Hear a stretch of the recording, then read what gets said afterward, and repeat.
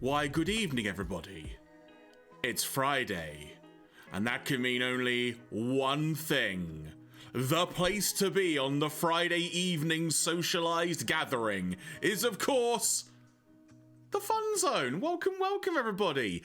I am Jeremy. Of course, I am joined by the Felflowne, and we are here to have a good old time, and as it said on the Go Live notification for some of you, a fun evening of fun. That's what we're gonna have tonight. So much fun. I completely forgot that my subscription to your channel, Jeremy, was going to go wonky when I changed my card. So I just had to, that's why it just came up again. So there we go. Fair dues. But thank you very much nonetheless, Claire. Thank you very much. That's all right. I was like, oh, I'm not subscribed to my own sort of channel. But happy Friday, everyone. The plan of action for tonight, folks, from the outset, we're going to do a little bit of chatter as well, just to get the older voices warmed up a little bit, because tonight it is the returneth of Ace Attorney. It is back, folks. Hello to you, Melu. Welcome, welcome. We are delving back into Ace Attorney 2, Justice for All. Just ice, no coke, just there ice. You go. And we'll be continuing, what's it called? Turnabout Big Top is the name of the chapter. Oh, yeah. That is the chapter we are going with, so we'll be delving into that accordingly. And it should be a good time, especially as we have Noodle Cam there, folks. There you go. But especially also because we don't remember what happened, because it's been so long. It's legit been about a month and a half since we last did this. Which video, Melu? Was it the outtakes one? Because I enjoyed making that one very much. That's actually probably a good segue to talk about Minami there, Jer. Yeah, literally. So we're going to spend a few minutes talking about Minami because we were both in attendance. I was helping out on the Gundam Mad booth, and Felf was felfing it up all around the COD. You can't stop me. I'm a freak off the leash. But it was a good time, though, wasn't it? Good times. Yeah, the video that Melu is referring to is basically me, Ian, and Harriet, the Decadane and Manga Girl, reenacting the John Cena heel turn in the lobby of an Ibis. No, that makes it sound too normal. It wasn't in the lobby. It was in the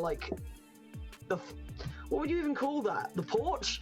The porch of the Ibis. The front entrance area. The outdoor entrance area. The part where I'd fallen on the ground and was like, that was the point where Jeremy wandered back from having dinner and was just like, what are you doing? Literally, I walked back from a restaurant with a couple of people. We saw you folks standing at the front, and I just saw you fall on the floor. I thought, the hell just happened? I did a pratfall, and then I fell more. So I was like, oh, well. And Jeremy was with our mutual friend, Garinda Gurm, who owns Gundam Mad. And I was chatting away to them, and I completely blanked and called Garinda Jeremy by mistake. I have no reason for this other than the fact that I'm stupid. Now, important to this story is the fact that Garinda is of Indian or East Asian descent, and Jeremy is obviously a white boy.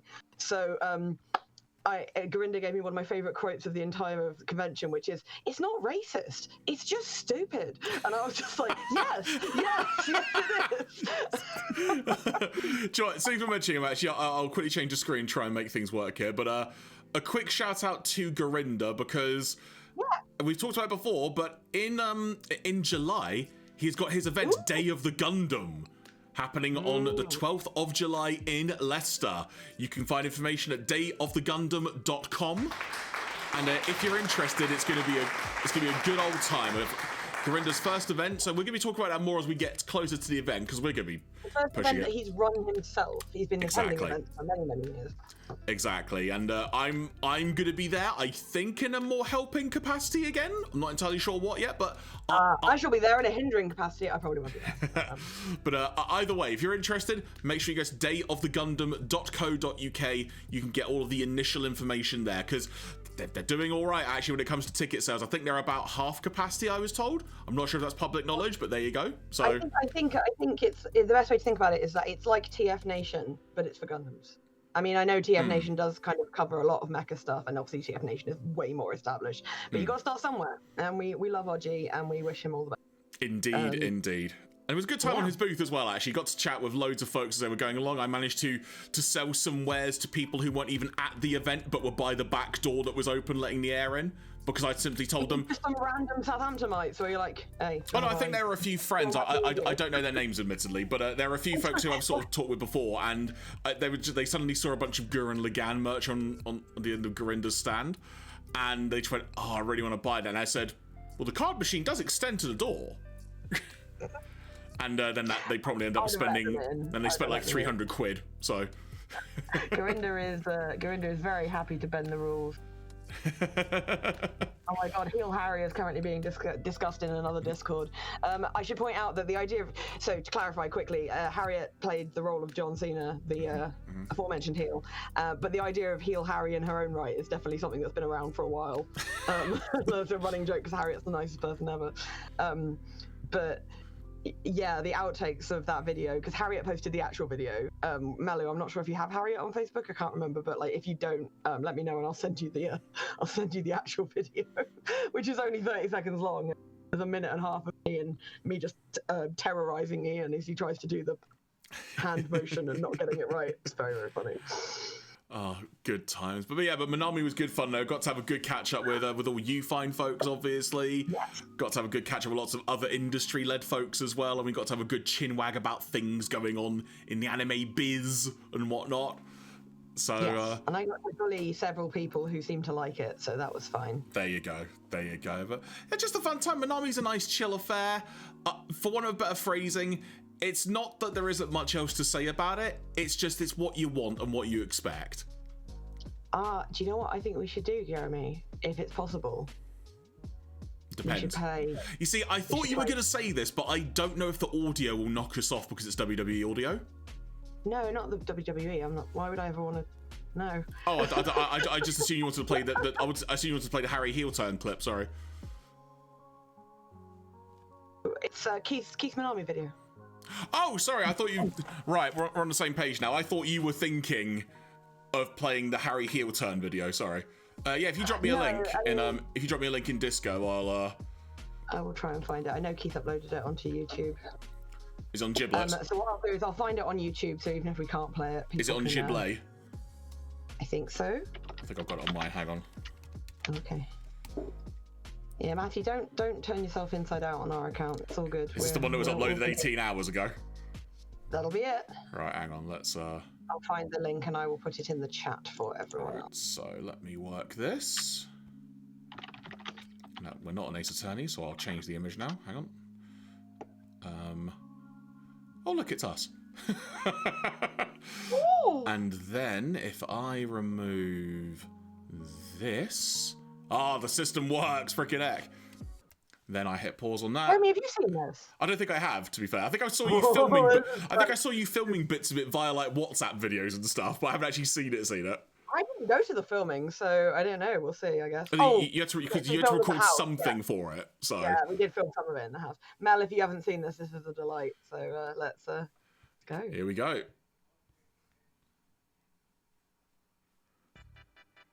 Do you let me know if I need to pump up the audio, folks?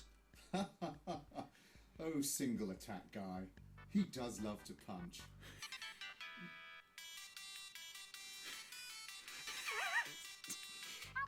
Ah, Peter, old boy. Good to hear from you. What's that? You want me to make a documentary about the 30th anniversary of a seminal event in the anime community's history? And you've given me a production budget to do it? No problem. I've got you covered. Today, we celebrate a very special 30th anniversary. Yes, 30 years ago, an event occurred in the anime community, something that may have seemed insignificant at the time, but its cultural impact has defined the anime community for decades. Of course, I'm talking about Neon Genesis Evangelion, a show that asked the question, what if Power Rangers had been written by Dr. Sigmund Freud?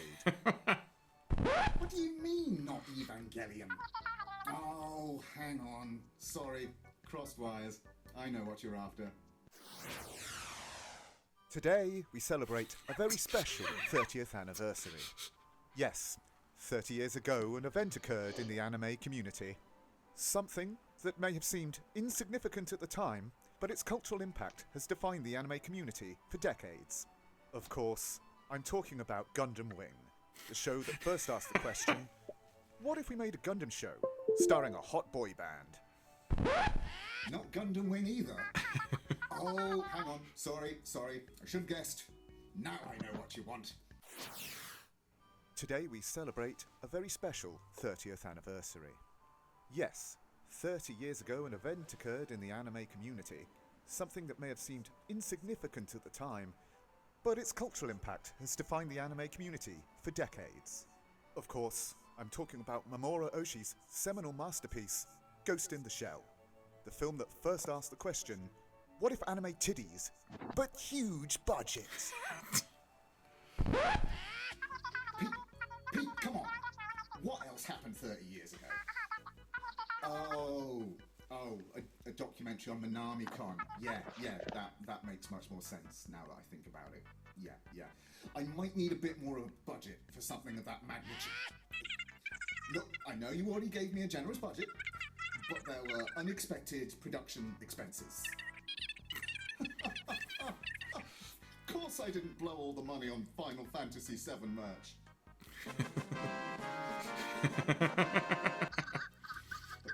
There were important technical things that were needed for the production. Warhammer delivery. Thank you. Yeah. It's fine. Yes. I'll get it done. Son of a... We're here today to celebrate a very special 30th anniversary. Yes, 30 years ago, an event occurred in the anime community, something that may have seemed insignificant at the time, but its cultural impact has defined the anime community for decades. Of course, talking about Minami Con. And this documentary will once and for all answer the question, can I make a comprehensive and accurate documentary in less than 5 minutes for the price of a curly whirly and a packet of crisps? Probably not. Weebster's Dictionary defines Minami Con as an anime-themed culture event in Southampton, attended by increasingly aged people. Started in 1995 in Portsmouth, it ran there for just 2 years before the Great Portsmouth Anime Riots forced it to relocate to Southampton in 1997, which has been its home ever since. We talked to an expert. So what is a Minami Con? It's a competition. It's a convention. Indeed. Groundbreaking stuff. But what do regular anime think? So what do you think? How did you get into my flat? We're on the 3rd floor.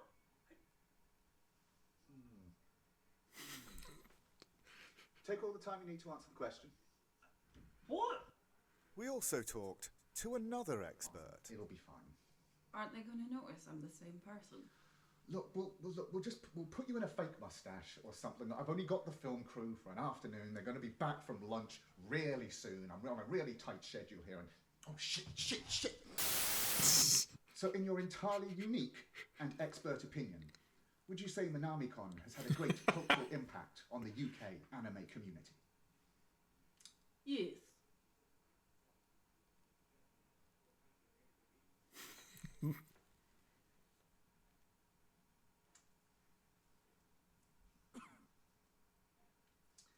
Well, super. Great. Did we get... We've already gained some truly intersectional and exciting insights. But it's not over yet. Look, just give me the soundbite and I'll leave, okay? Help! Help! Look, just give me the goddamn soundbite. Please! Yes, it's him. He's back in my house. Please, Give me the soundbite. Give me the soundbite. Give me the soundbite. Give me the goddamn soundbite. So having heard from experts and fans, what do the general public think? So, as a member of the general public, what do you think of Minami Con? Not that fast. I've got Minami Con here at home. What? Yeah, you were in the kitchen just now. So you have an entire anime convention at this time of year, at this time of day, in this part of the country, localized entirely within your kitchen. Yes. May I see it? No. In a last, desperate attempt to get anything usable, I've decided to listen to the Vox Populi and talk to the average man in the street. He's dead. He's dead. Shit. I just wanted a soundbite. I can't go to prison. I'm too pretty. I'm not going down for this. You're on your own.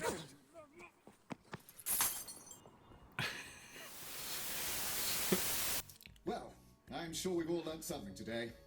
P-Town especially has learned to never again trust me with any kind of budget. But if there is one thing you can take away from this, it's that Minami Con has, for 30 years now, provided a place for people to get together, make connections, and share our love and appreciation for Japanese animation and culture. It also allows us a valuable opportunity to meet up and spend time with friends who we may not get to see as often as we'd like, even as the pressures of being an adult human and coping with the escalating horror show that our world seems to be becoming threatens to drain all the life out of you. But Minami Con is not just an event. It's an experience. It's an institution. It's a community that has now supported and looked after its members for 3 decades. And whether this is your first Minami or your 30th, welcome home. Cheers, Minami.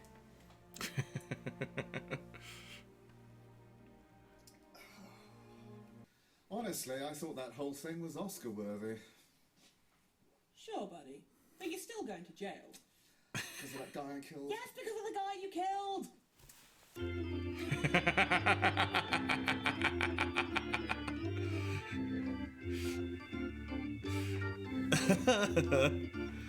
Oh, that was really well done. Thank you. Oh, hang on, did you give me credit yet? Oh, that's how he did. Claire's. If you go back, it'll show. You'll see Bit what I'm more. credited as the house possum, Keith's house possum and side table.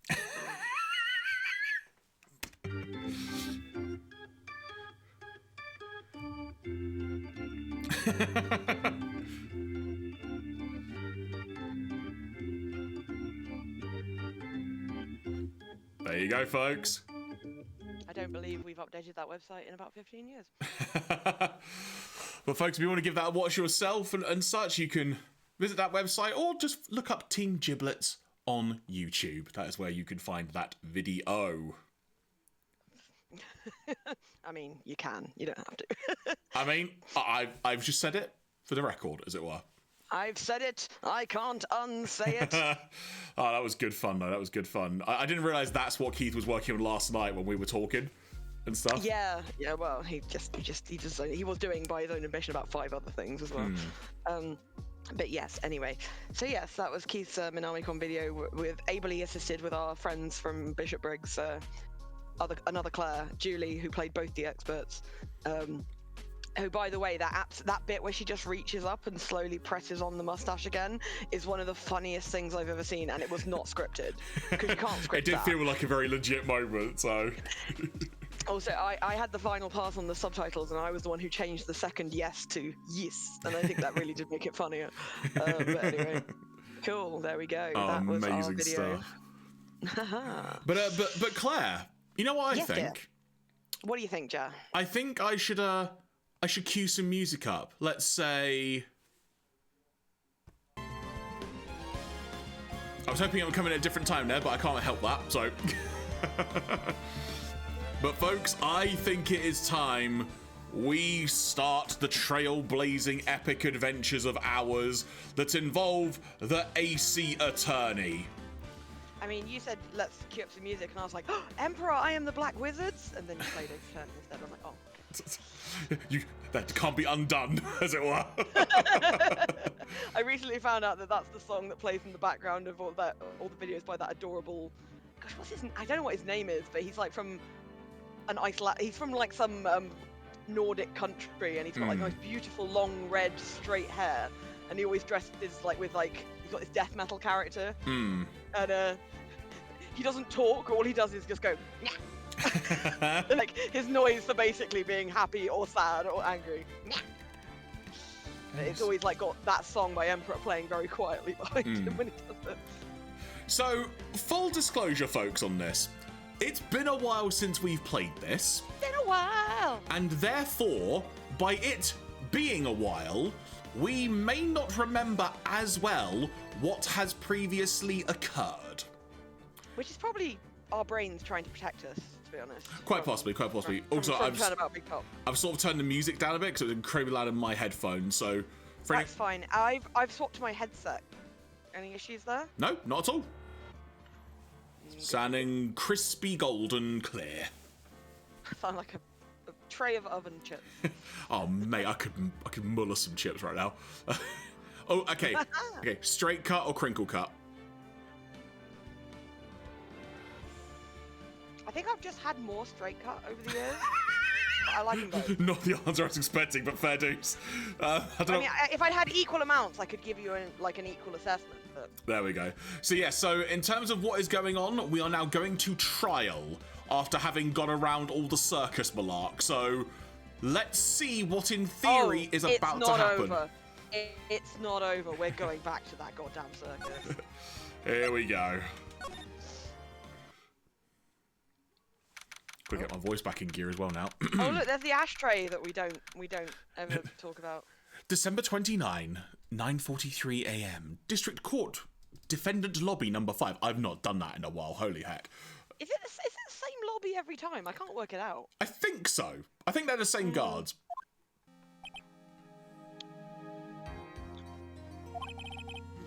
Good morning, Max. Just throw cards on the floor. Stop littering. Max? Oh fuck, I forgot about this. Milk! What? If I don't have a glass of milk before I go on stage, I just can't function, sweetie. Stage? Don't worry, there won't be a stage. All you have to do is sit down. I guess. Nick. Max is really nervous. That's understandable. Hey, my sweeties! But what? Ah! You don't think I should fly, do you? Fly me to the moon. Huh? You know, you've got to make a good first impression. When I enter the room, maybe I should fly in and warm up the crowd a little. Dude, this ain't a show. You're on trial for murder. No. We can't be having you flying around the courtroom. It just wouldn't be right. Imagine if you hit someone. And killed them. Then you're on trial for murder and assault. Double murder. Don't worry, Max. Just do what Nick says and everything will be okay. That's the format of these games. Oh, sweetie. What is it this time, Max? Why don't you try flying into the courtroom? Yeah, why don't you? I love that the music fully stops there. It's so funny. It's a good little moment. I can see it now. The dashing young lawyer flying fabulously in from above. Well, we all know that he can fly and Gumshoe can fly. Because we established that Gumshoe could fly in the last episode we played of this. One glimpse of that, and everyone in the room will be on your side. Certainly won't burn you at the stake as a witch.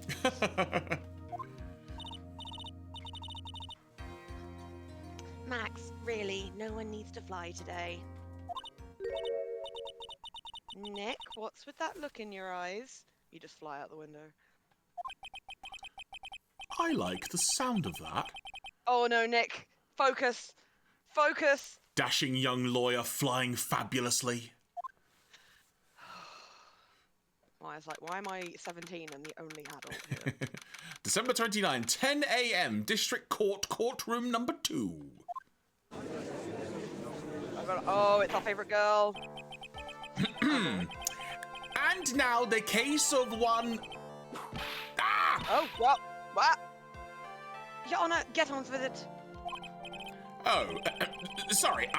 I just realized the defendant's name is Billy Bob Johns. So? Well, isn't the defendant also known as Maximilian Galactica? Yes, Your Honor. He often does go by that name. It's called a stage name. Just gonna turn the game juice down just a little bit more. Okay. You know, my grandchild is a huge fan of his. I think everyone here wouldn't mind if we call the defendant Maximilian Galactica. Okay.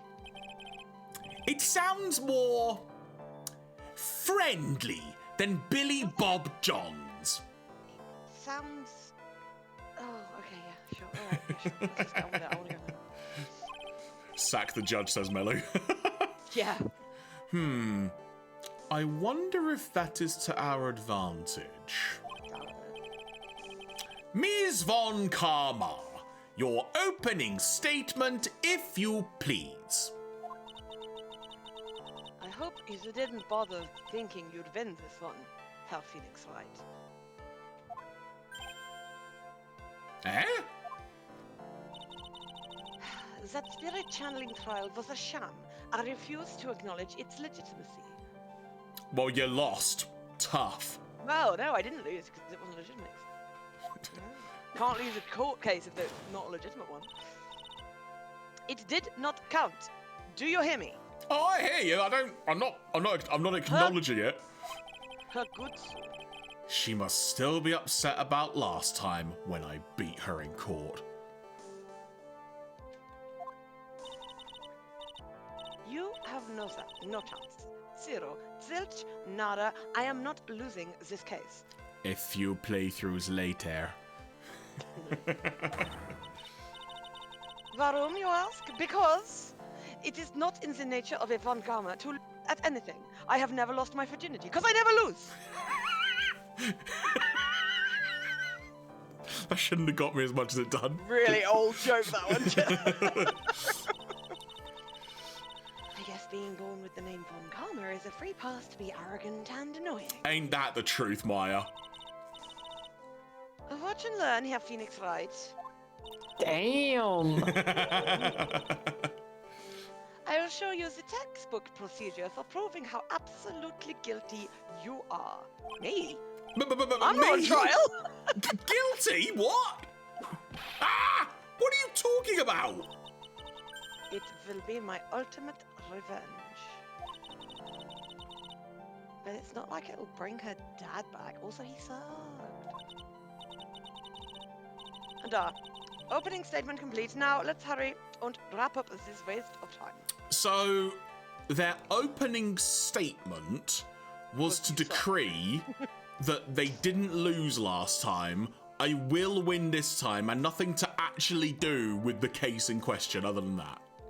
Are you saying that this isn't a photographically accurate representation of the legal process, Jeremy? Because frankly, I don't know if I can handle that. I mean, I don't know what to believe in anymore. Circa 2003 or 4 maybe, but you know. When was the O.J. Simpson trial? Anyway. Very well. You may call your first witness Ms. Von Karma. I won't call her that, because that is my name. But I will call my first witness. Right, I had to process that, sorry.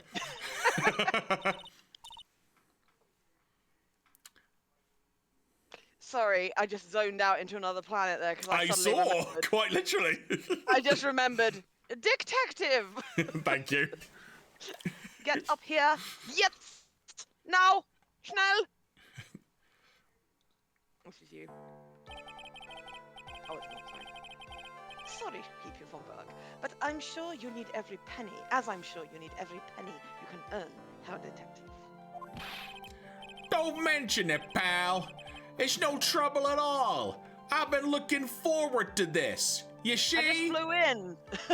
And boy, am I arms tired. Sehr gut. I would like you to begin by shedding light on the events in question. At your service, sir. All right, detective. You may proceed with your testimony. It's been a while since we've done this. Oh, Claire? Oh God. You're back. Good. Okay, good. Your screen froze for a second there, but you're good. I know. I couldn't do anything. I was just waiting. Fair dues. Also, why is he breathing so much? I don't know. Just a point of order, I set my computer to uninstall Adobe Acrobat about an hour ago, and it's now telling me that it's going to take 3 hours to configure. And I'm like, bitch, I will reach in there and pull it out of your brain with my hand. You can figure what to do about that. The night of the crime, snow was falling until 9:40 p.m., making it extremely cold out. I don't think that's what makes it cold. I think it's cold so it snows. But anyway. All of the circus performers were gathered in the big top. I can't do this accent, I haven't done it in so long. In the big top to practice their routines. So they're gathered in the big top. The practice in here. The practice session broke up around 10 p.m. The moida itself took place in the plaza in front of the lodging house at 10:15 p.m. You see? Why is that flashing? Doing my nut. It's indicating where the locations are. Oh, right. The victim was found bent over a wooden box, dead as a doornail. I wonder why doornails are especially dead. The cause of death was blunt force trauma that snapped a vertebrae in his neck. Snap! Finish him. Fatality. I see. He was beaten to death. Not necessarily. Here's the autopsy report for the victim. It's better be up to date. The court accept this into evidence. That is a typo. I think it should be accepted. Yeah. Autopsy report added to the court record. Time of death 10:15. Blunt force trauma to the back of the head is the cause. You're back. It's all good. Trauma. A blunt object. Very well. Mr. Wright, you may begin your cross-examination. Yes, Your Honor. You might as well press him on everything. Press.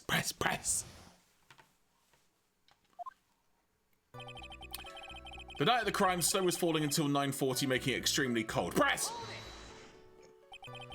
Let me ask you about the snow. It was nearly a blizzard up until the time of the crime. Did it pile up? It wasn't such a big deal. Maybe about an inch. An inch and a half was on the ground. The snow froze in place and stayed on the ground until the next day. The snow. Let me see. There's got to be more to this. Snow.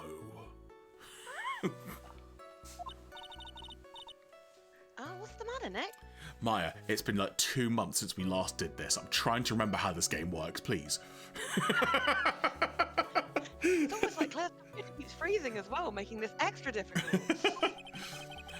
I need to take a look at the court record. Do we remember how to do that? Yes, R button I think it is. Mr. Gumshoe, what were the members of the circus doing on the night of the crime? Clowning around. All the circus performers were gathered in the big top to practice their routines. Right, first of all, I can't look at the court record now, that's fine. Okay. Press! When you say all of the circus performers, who do you mean? Oh, the balloons went up on my screen. Oh, it's because I did that, wasn't it? That's the thing. I've got to remember that now, flipping it. Keith DM did that on D&D a few nights ago and was just like, he was just like, and then that thing came up and he's like, what the? Because he'd obviously never done it before. It was very fun. Everyone but the dancers and the staff were there. Catchy just slowly sliding across the Bye. Regina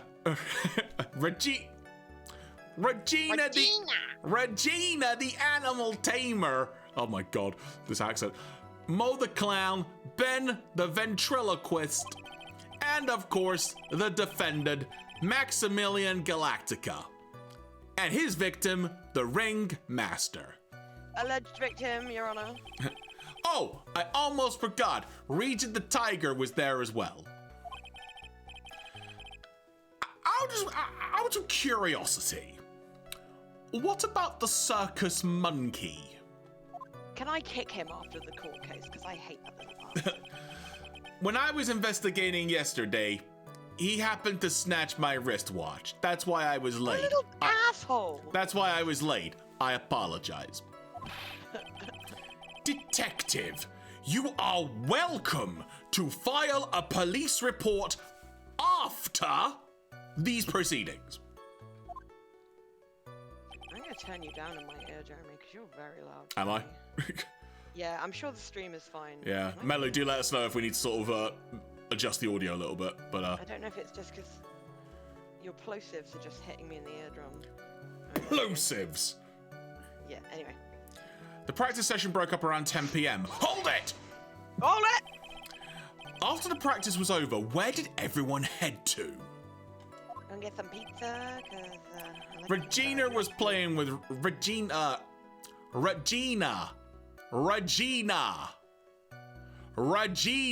trying to figure out how to say it. Sorry. Regina was playing with Regent, while Mo went back to his room, tired from work. Ben the ventriloquist went to the front gate, absorbed in his own world. I hate that guy. I'm a little louder than normal, am I? Okay, that's cool. I can. Yeah. Yeah. I'm usually the quieter, just due to the levels, not in. No, that's cool. I can bump me down a bit. That's all good.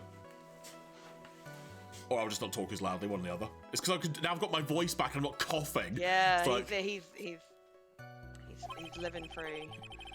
The Ringmaster and Max went off to the Ringmaster's room to talk privately. Talk privately? Huh? That's awfully suspicious. I know, people do it all the time. You wouldn't happen to know what they were talking about, would you, detective?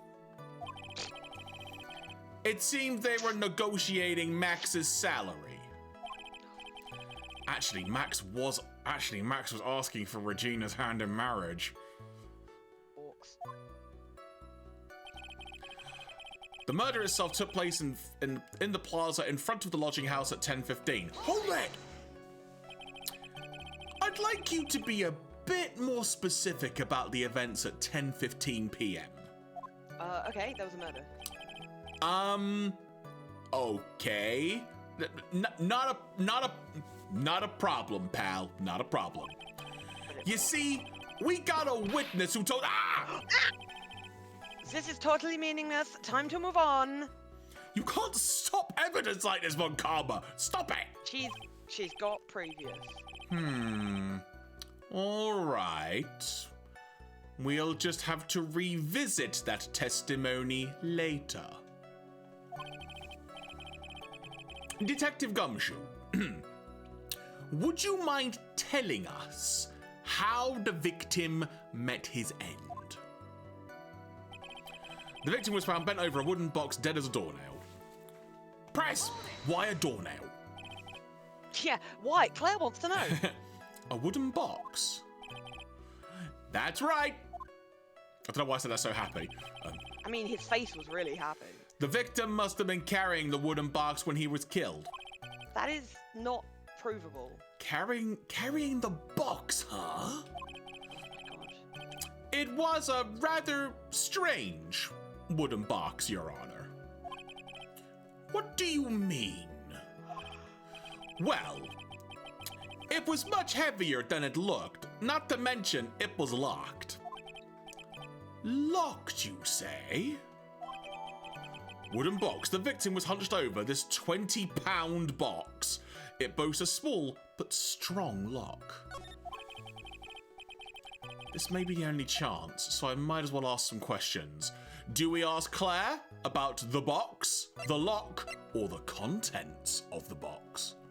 I don't know about you, but I want to know what's in it. Because the old phrase of... What's in a box? Oh, right. What's in a box?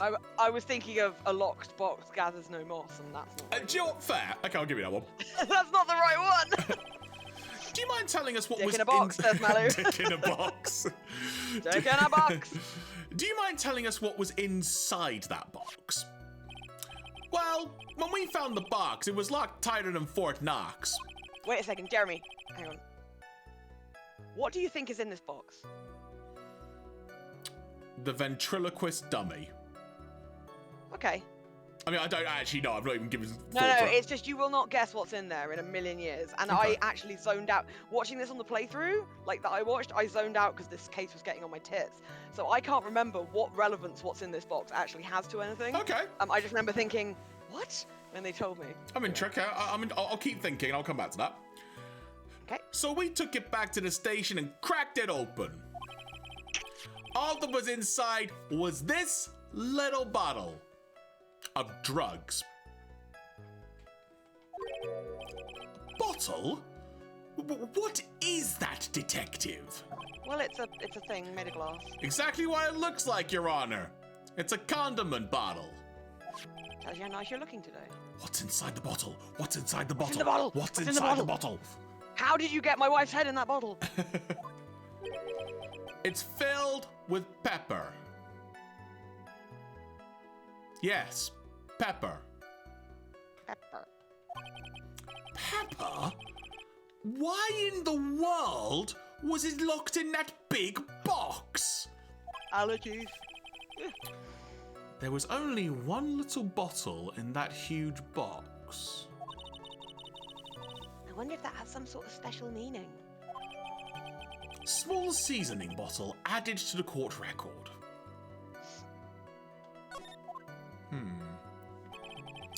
The cause of death was blunt force trauma that snapped a vertebrae in his neck. Press! According to the autopsy report, the murder weapon was a blunt object, correct? You've done your homework, pal. And you haven't found this murder weapon, have you? Oh, Noodle. She's fast asleep and she's wagging her tail. Sorry, it's so cute. The police are searching for it as we speak. Bear with me, I must do something essential. There you go. There you go. Nice one, Melu. Now I will add to that as well. There we go. Good girl. My theory is that it's something the perpetrator ran off with. The perpetrator. You would think so, especially since you didn't find it on the scene. No. I bet he made it disappear with magic. Ho, ho, ho! Oh, you're killing me. You're literally killing me. Well, I think we have a good feel for the details of the event now. I guess that's all we're going to get out of Gumshoe in this case. You know, we're going to get out of him is that little bottle of pepper. Now that we have wrapped up this detective, I'd like to call my next witness. Eh? I'm not even off the stand. Yeah, you need to move. Obviously, but that's due to you being slow and unable to take a hint. I don't know, but Wrapped up. It's such a mean sound to it. I'm a sensitive guy. Oh my god, he's still there. Sorry, Jeremy. Thank you very much, Detective Gumshoe. You may step down from the witness stand, not your position in the police. Ms. Von Karma, call your next witness. I would like to call Herr Benjamin Woodman to the stand. She must be talking about Ben the ventriloquist. Yeah, I wonder if you mean old Ben Kenobi. I wonder if Trillo will turn up on the stand as well. Oh, would we really be that lucky? Uh-oh. Oh, no.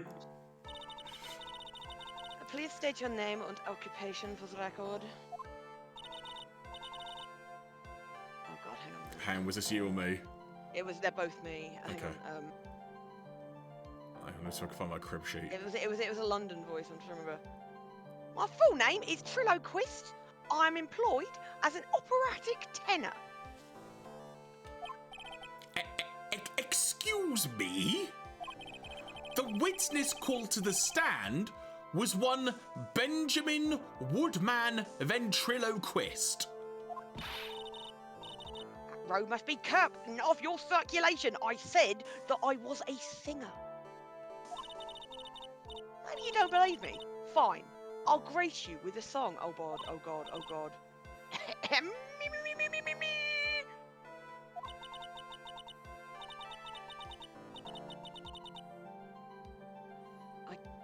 Let's just imagine I sung this. I don't think I want to do it. The word of the law, exciting and daring, guilt or innocence. How's he doing that? Decided by a judge dressed up like a woman. Well, what do you think? Yeah, perfect, actually. There you go.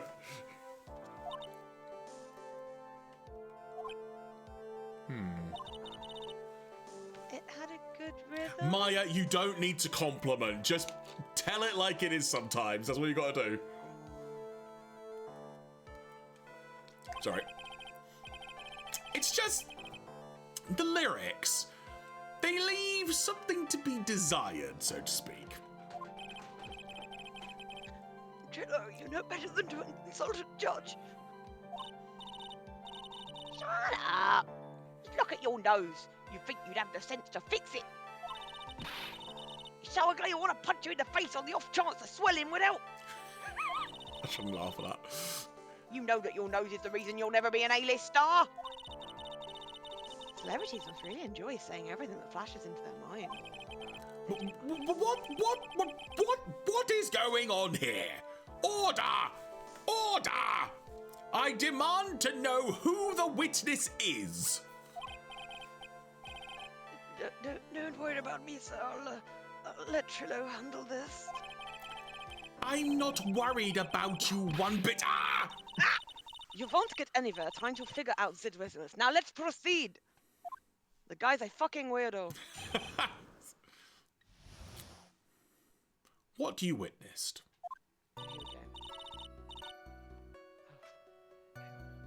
Once practice was over, I left the tent with the stooge. Clown.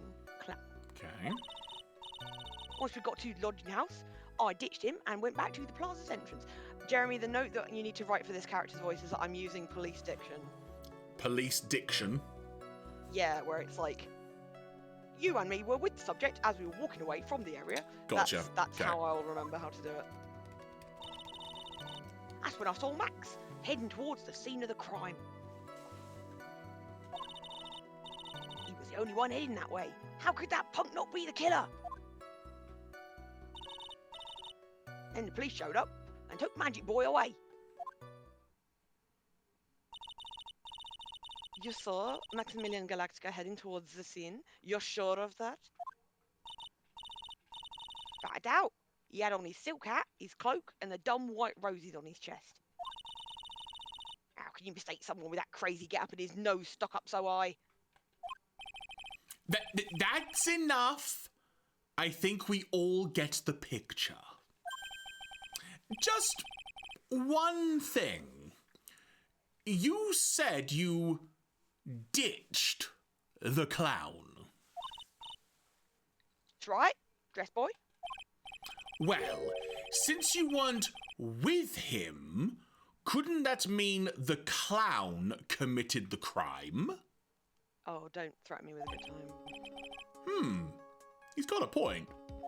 Has he? What a shame, Vishara. It's sort of a nice theory, but the clown can't be the culprit. Pray tell, Von Karma, why? Why is that? Here's absolute proof. A hat. A silk hat? This was found at the scene of the crime. It belongs to the defendant. Jesus Christ, Von Karma. Like... Do you know what? I need to introduce her to something called circumstantial and also very evidence. Right? Yeah. Without question, he was wearing his signature hat during practice. If the clown was the murderer, there would be no reason for this hat to be at the scene. Well done, Ms. Von Karma. Your prosecutorial skills, got that out eventually, are unrivaled. Well done. Do not patronize me, dress boy. Oh. Vielen Dank for stating the obvious. Herr Phoenix Wright, what do you have to say? Circumstantial evidence! Okay. I guess she's the boss again today. She always is the boss. She's the boss bitch. Okay. So, let's have a look. Unusual corpse. Thank you very much, Sean. Much appreciated, and good evening to you. Sean. I don't think we need to press them on that one, but you can if you want.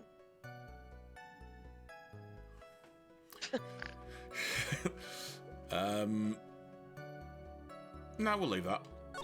Okay. Hashtag heal Harry. So once we got to the lodging house, I ditched him and went back to the plaza's entrance. Okay. Felf, I thought you died, said Sean. I nearly did die. I'm very clumsy. That's when I saw Max heading to the scene of the crime. I think we should press on that. Okay, yeah. Are you sure it was... Are you sure it was really Max Galactica? Of course I'm sure. How could you mistake someone wearing such a snobby three-piece get-up? Snobby three-piece get-up? Don't make us do it again. Get the wax out of your ears. Lawyers nowadays, you're like talking to a brick wall. Max's three-piece get-up. Jeez, could you be any more dense? All together now. Silk, hat, cloak, white, roses. You'll hear this a lot. Okay. That's the three things. Thank you. Nick, I think you should put a little bit more effort into preparing your questions. Maya, please, you're not helping. We're being told off because apparently that was not the right thing to press him on. Oh, whatever. It doesn't matter. Doesn't hurt us. It's not health-inducing. Okay, let's press on this one. He was the only one heading that way. How could that punk not be the killer? You saw Max and only Max, right, Trillo? That's right. That makes him the killer. There was only one person headed that way that night. That makes quite a bit of sense and makes Max one suspicious character. And let's of course not factor in at all that someone else at an entirely different time could have walked down the same path. But we won't ask that question yet. Perish the thought. There's more to this story than meets the eye. Is there something amiss? He only saw Max?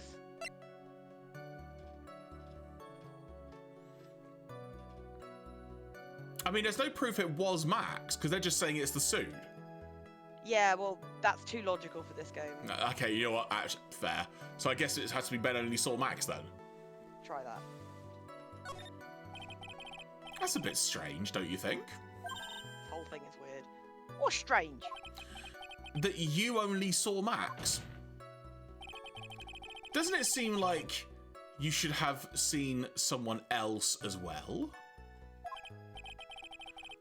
Where are you going with this, Mr. Wright?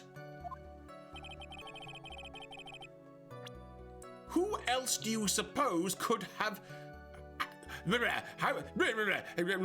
Who else do you suppose the witness could have seen?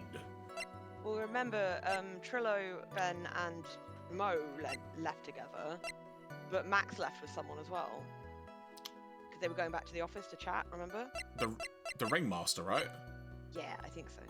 Yeah, that sounds right, based on what was said. That's the victim! That's correct. If Trillo was at the entrance to the plaza, he should have seen the ringmaster as well. Ah! Obviously, the ringmaster arrived at the scene of the crime before the witness. Could have seen him. Anyone with sense could have figured that one out. What are you talking about? The ringmaster and Max went together to the ringmaster's room. Is that according to the defendant? A likely story. If Maximilian Galactica was supposed to be in the ringmaster's room, why was he, just as the witness stated, at the scene of the crime? It's almost like someone's lying. Right. Ah! I see. But you saw his hat on the stand there as the ringmaster was leaving. So how did it end up at the scene of the crime? Also, the fact that Max's face is blacked out in that photo, or like hidden in shadows type thing. Oh, yeah. Yeah. Not trying to, like, ruin the thing here, but not that I know what happens. It seems that at this stage, I have no reason to doubt this witness's testimony. Other than the fact it's a ventriloquist... You know what? And there are clearly no conclusive contradictions. He's right. In brilliant judgment, Your Honor. Now let's move along with the testimony. Trillo wouldn't happen to have an ulterior motive for incriminating Max, would he? Melu, I second sack the judge. Wait, wasn't Melu the first person who said that? Yep. Melu's seconding herself. I love that. Well, Max is part of the bitter love triangle with Regina. I keep forgetting. It's Regina. It's never been Regina. It's Regina. I'm sorry. I read what I see. Sorry. What you see is Regina. Rotomphone. Which is probably why Max conked him over the head. Excellent use of the word Which we know did happen. Yeah, good use of the conk. Nick, wasn't Ben the one who got knocked over the head? Yeah, I don't know anymore. It's been a month, Myra, I don't know. Once practice was over, left with the tent. Oh, he started again. Okay. So we clearly So pressed him. I don't think so. We pressed him on his fourth one, which was he was the only one heading that way. Let's press him on his last one. Which because why did he go and wait at the front like that? Because I want to know. Second, third. Hey, Nightbot. Was that third? That's the third. That's the fourth. Okay. So press this one. But then the police showed up and took the Magic Boy away. Around what time did the police arrive at the scene?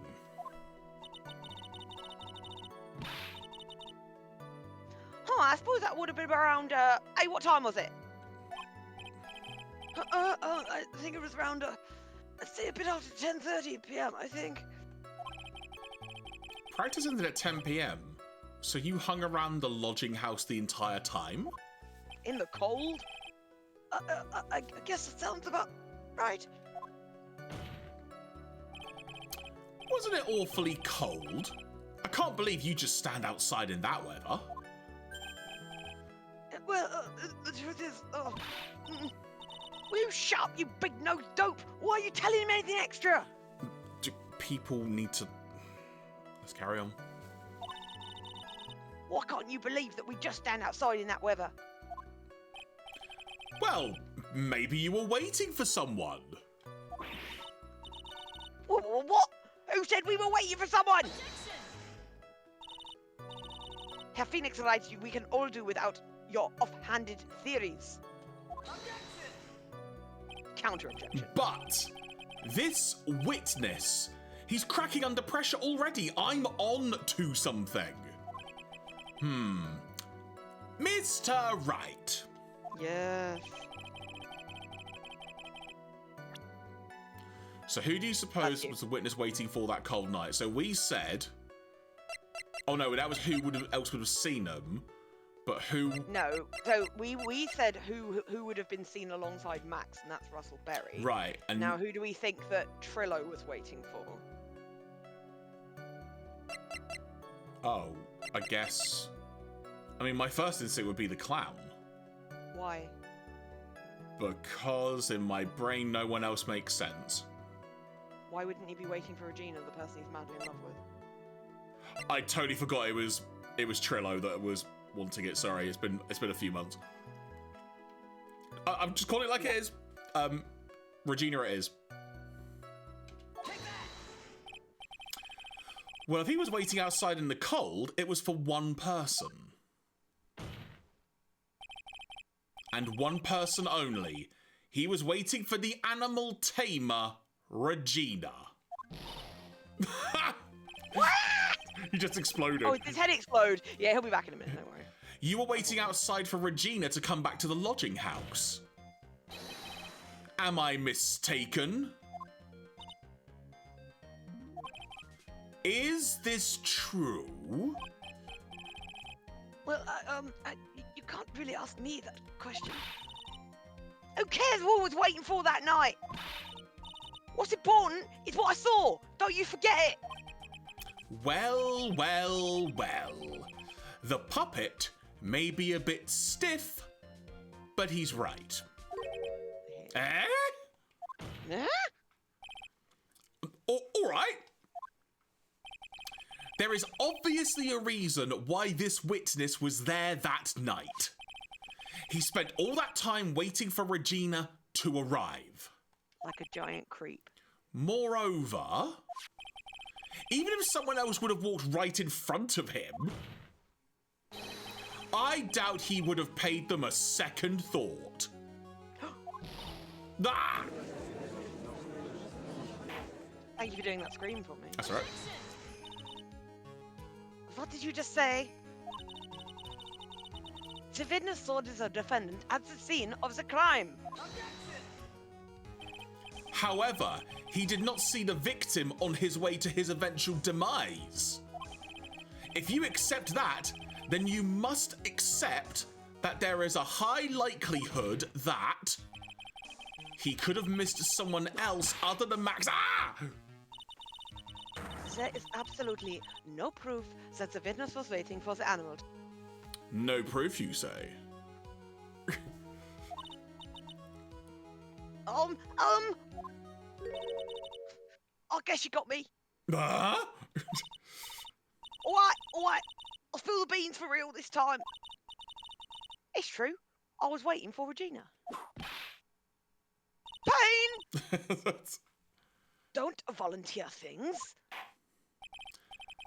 Mr. Quist, please tell us the truth this time. And I mean the whole truth. Were you or were you not waiting for Regina at the entrance to the lodging house? I was. I was waiting to propose to her. You were... What? Waiting to... I genuinely thought I said proposal for a sec. Waiting to propose? What's the matter? You think humans have a monopoly on marriage? It's Adam and Eve, not Adam and Oak. That's...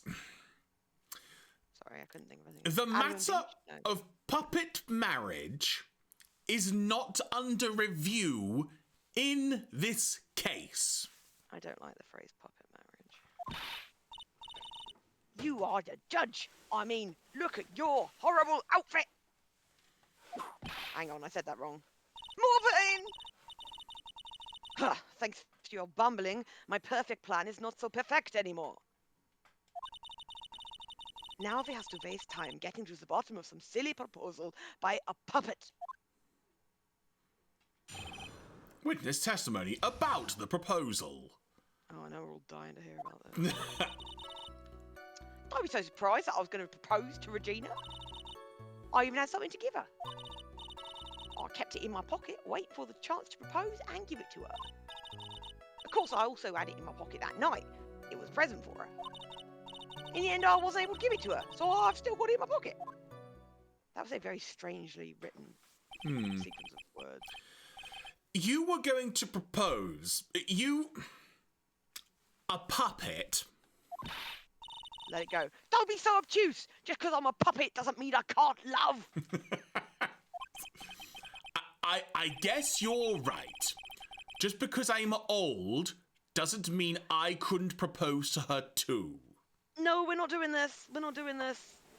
Oh, God. Moving on. Oh, God, no. She's 16. Yep. Exactly. His honour is looking a little less honourable right now. He comes back from the recess and he's actually wearing a dress. Oh my days, this story. Okay. Okay, Mr. Wright. Hello, Mr. Keith. Mr. Copping. Please continue with your cross-examination. I love that even the characters in this game are fed up at the point. What was with that sigh at the end? Melu says hi, Keith. He says hi to Melu. Well. So.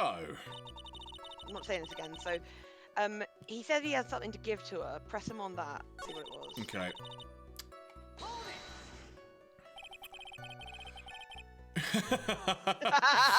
Melu, amazing.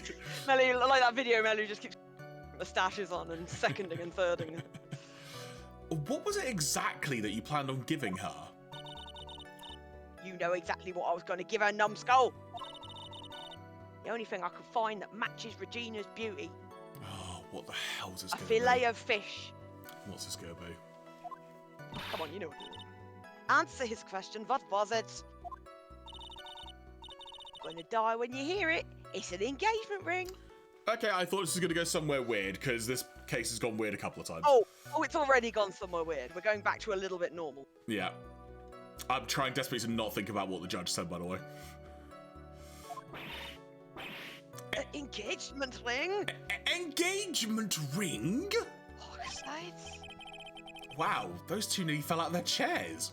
And one of them standing up. One of them standing up, yeah. Oh, sorry, that's me. Herr Phoenix Wright's witz has gone too far. Time for this to end right here. It's your witness right one, Karma. Don't blame me.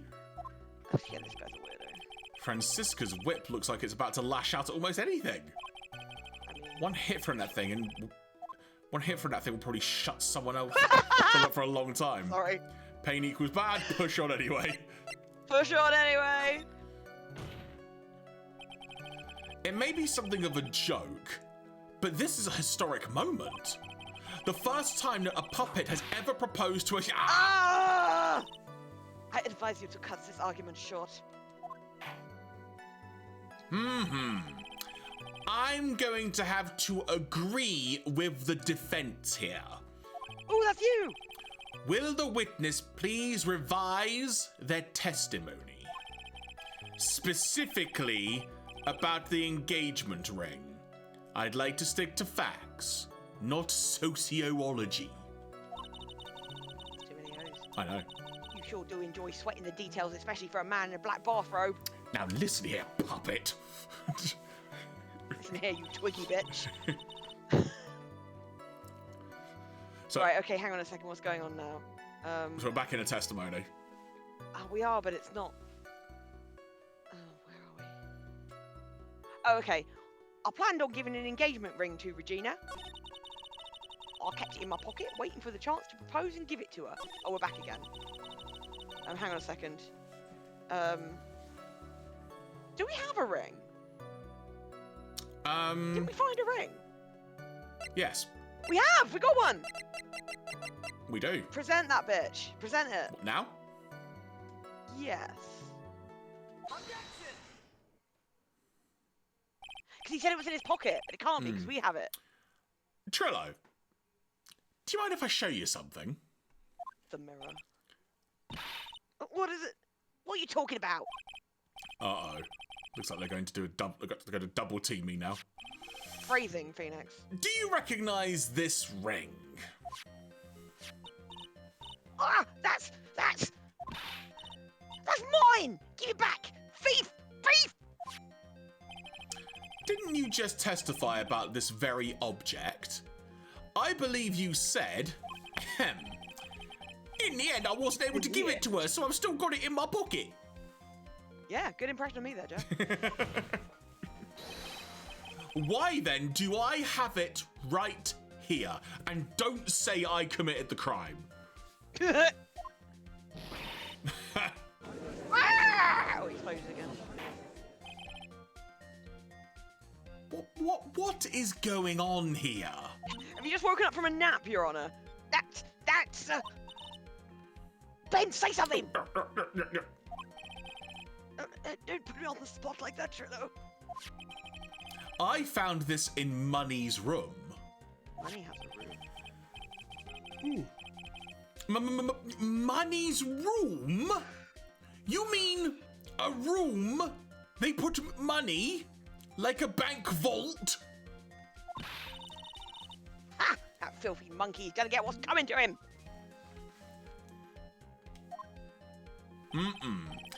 Mr. Quist, I would prefer if you avoided slandering innocent fiats in my court.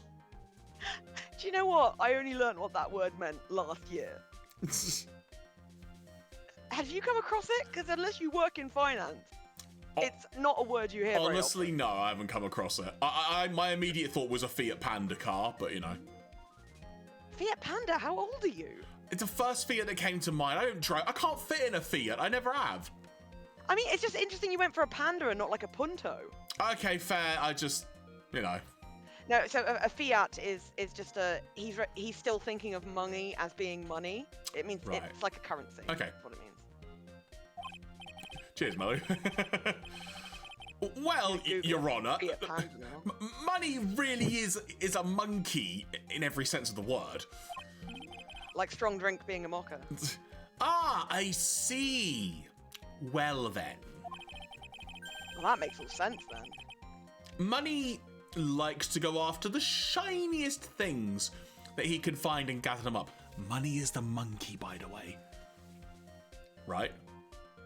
Yes. Good, good. Sorry, I'm distracted because Keith has come home and he is cooking like gravy in the kitchen and it smells so fucking good and I'm so fucking... Down some gravy. Down some gravy. I'm not gonna down gravy like a shot, that's not Down happening. a shot of gravy, go on. Oh, do you know what's really interesting? The Fiat Panda is still being made, I think. Yeah. But it doesn't look anything like it used to. All cars go through weird evolutions. Most people, when you think of a Fiat Panda, would think of the very boxy version, like the Mark II. Anyway.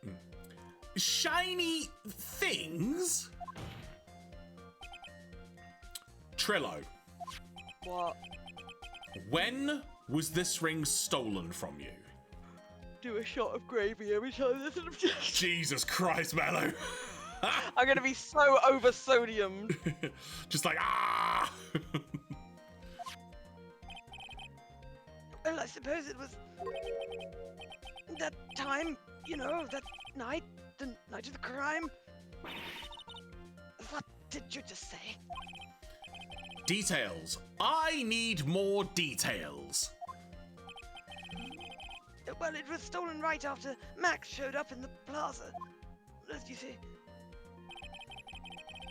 So right about when you saw the defendant walk past, correct?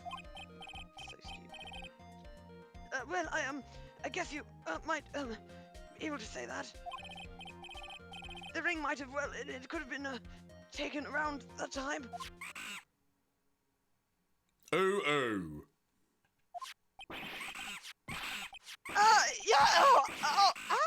Oh. Ben,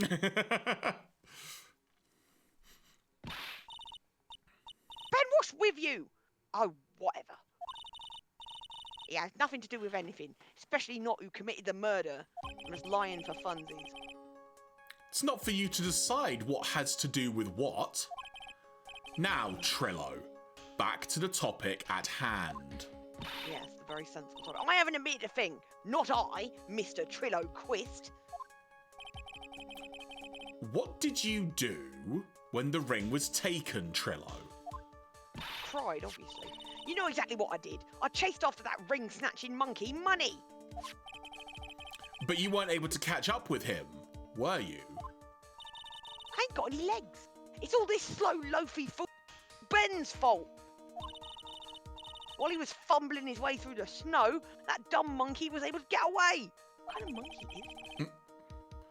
That is indeed an incredible shame. Well, this does indeed prove one very important point. Prove an important point. What point could that possibly be?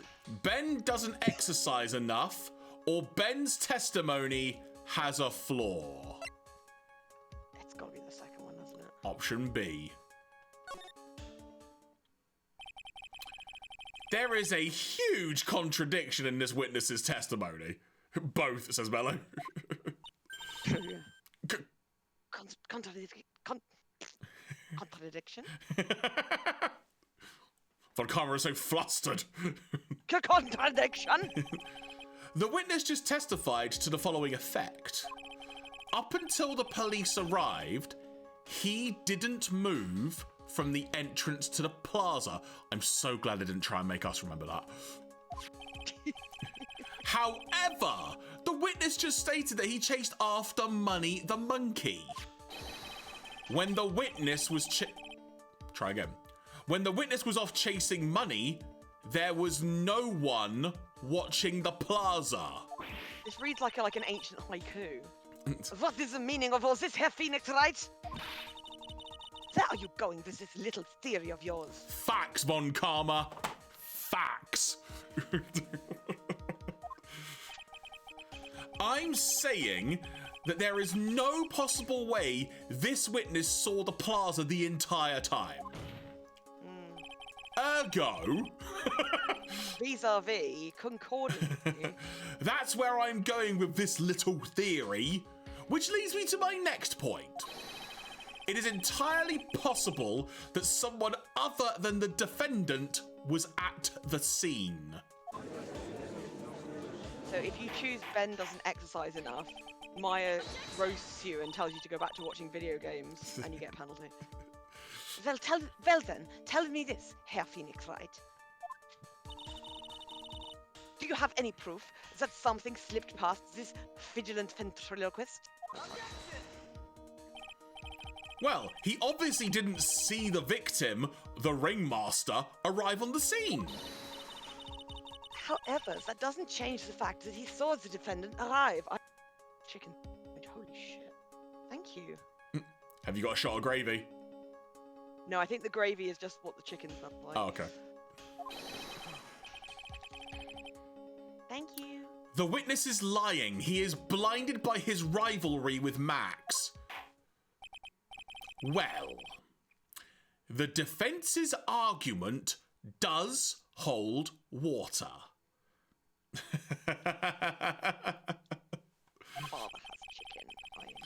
The witness does have a history of animosity towards the defendant. What? How dare you? I wouldn't lie just to get that dork face in trouble. He's not even worth it. I saw him. No doubt about it. I saw that worthless liar. The noodles are working for the chickens.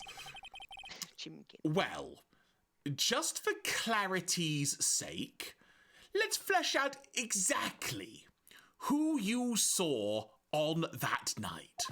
Are we all ready for more Trillo? I've told you so many times, you'd think you'd know my story's not changing. You've already changed your story, stick boy, and I'm sure it will change some more. Where Where's one lie, there are usually many more behind it. Exactly, Maya. That's why we have to keep after him. Plus, he doesn't have any legs. Yeah.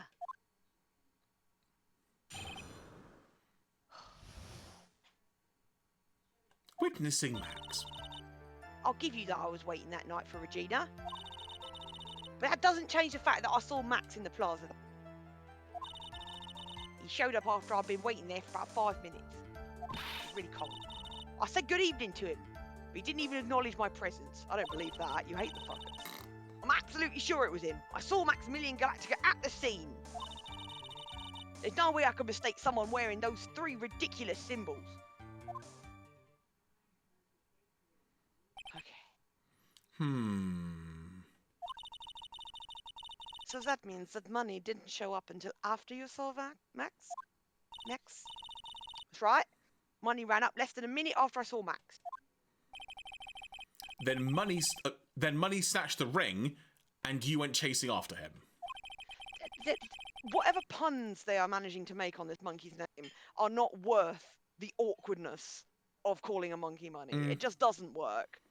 Like, there are so many better names you could have given this fucker. How long... What, sorry? What was that? Keith was like, they could have just called him Spank. In some ways, that would have been funny. Like, so Spank the monkey ran away, but, like, chasing Spank wouldn't really make a lot of sense. How long was it until you came back to where you were waiting? Oh my god. Oh my god! Well, we'll see. I'd say about, I suppose 5 minutes, I think. So, the victim could have arrived on the scene in that 5 minute stretch. Mr. Wright, please proceed with your cross-examination.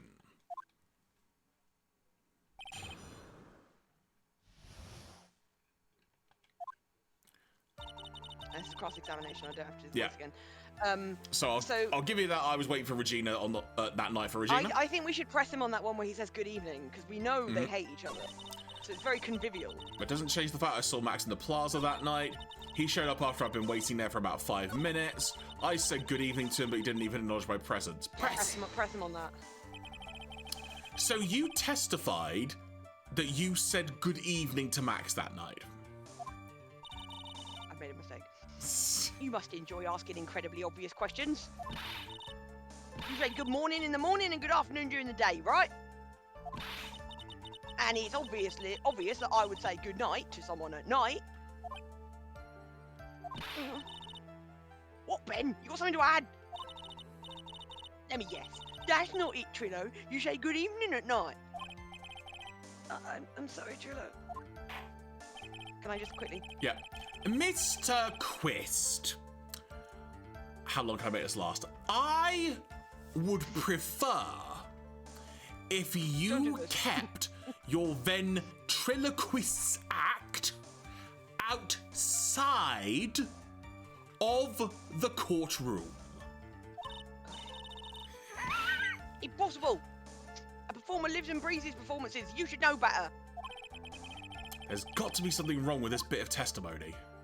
Did I point out that when you see Trillo talking, you can see Ben's mouth moving ever so slightly? Yeah, I think so, yeah.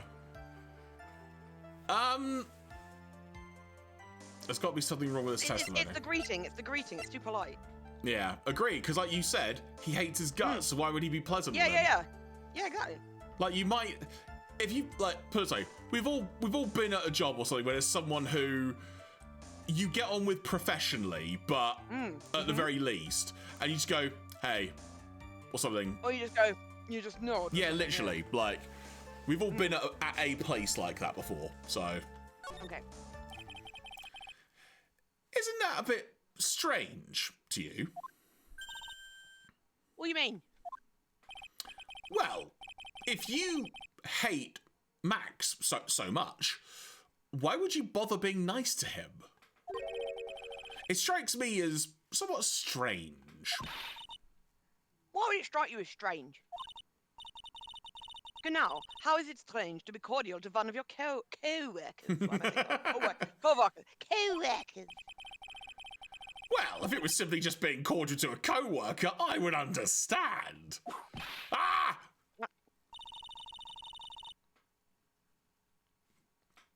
Bearing. Realized you should think of having some proof before your lips start flapping next time. Proof is everything in this world. You should have learned that back in grade Schule. Says the person who... You know what? I'm not even going to start. There's no reason that Triller would ever say something nice to Max. But how do I go about proving that with the evidence I have? Let's look at the court record to help take up some more time. So, the Ringmaster's papers, we've got the promo poster, a broken bottle, the circus map, the monkey. We've got the autopsy report, the wooden box, and of course, the bottle of pepper.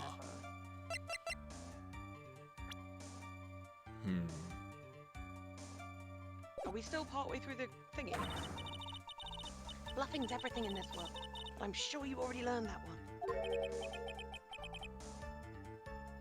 I guess I can give it a shot. The witness will resume his testimony. When I get the signal, we are good to move on to the testimony.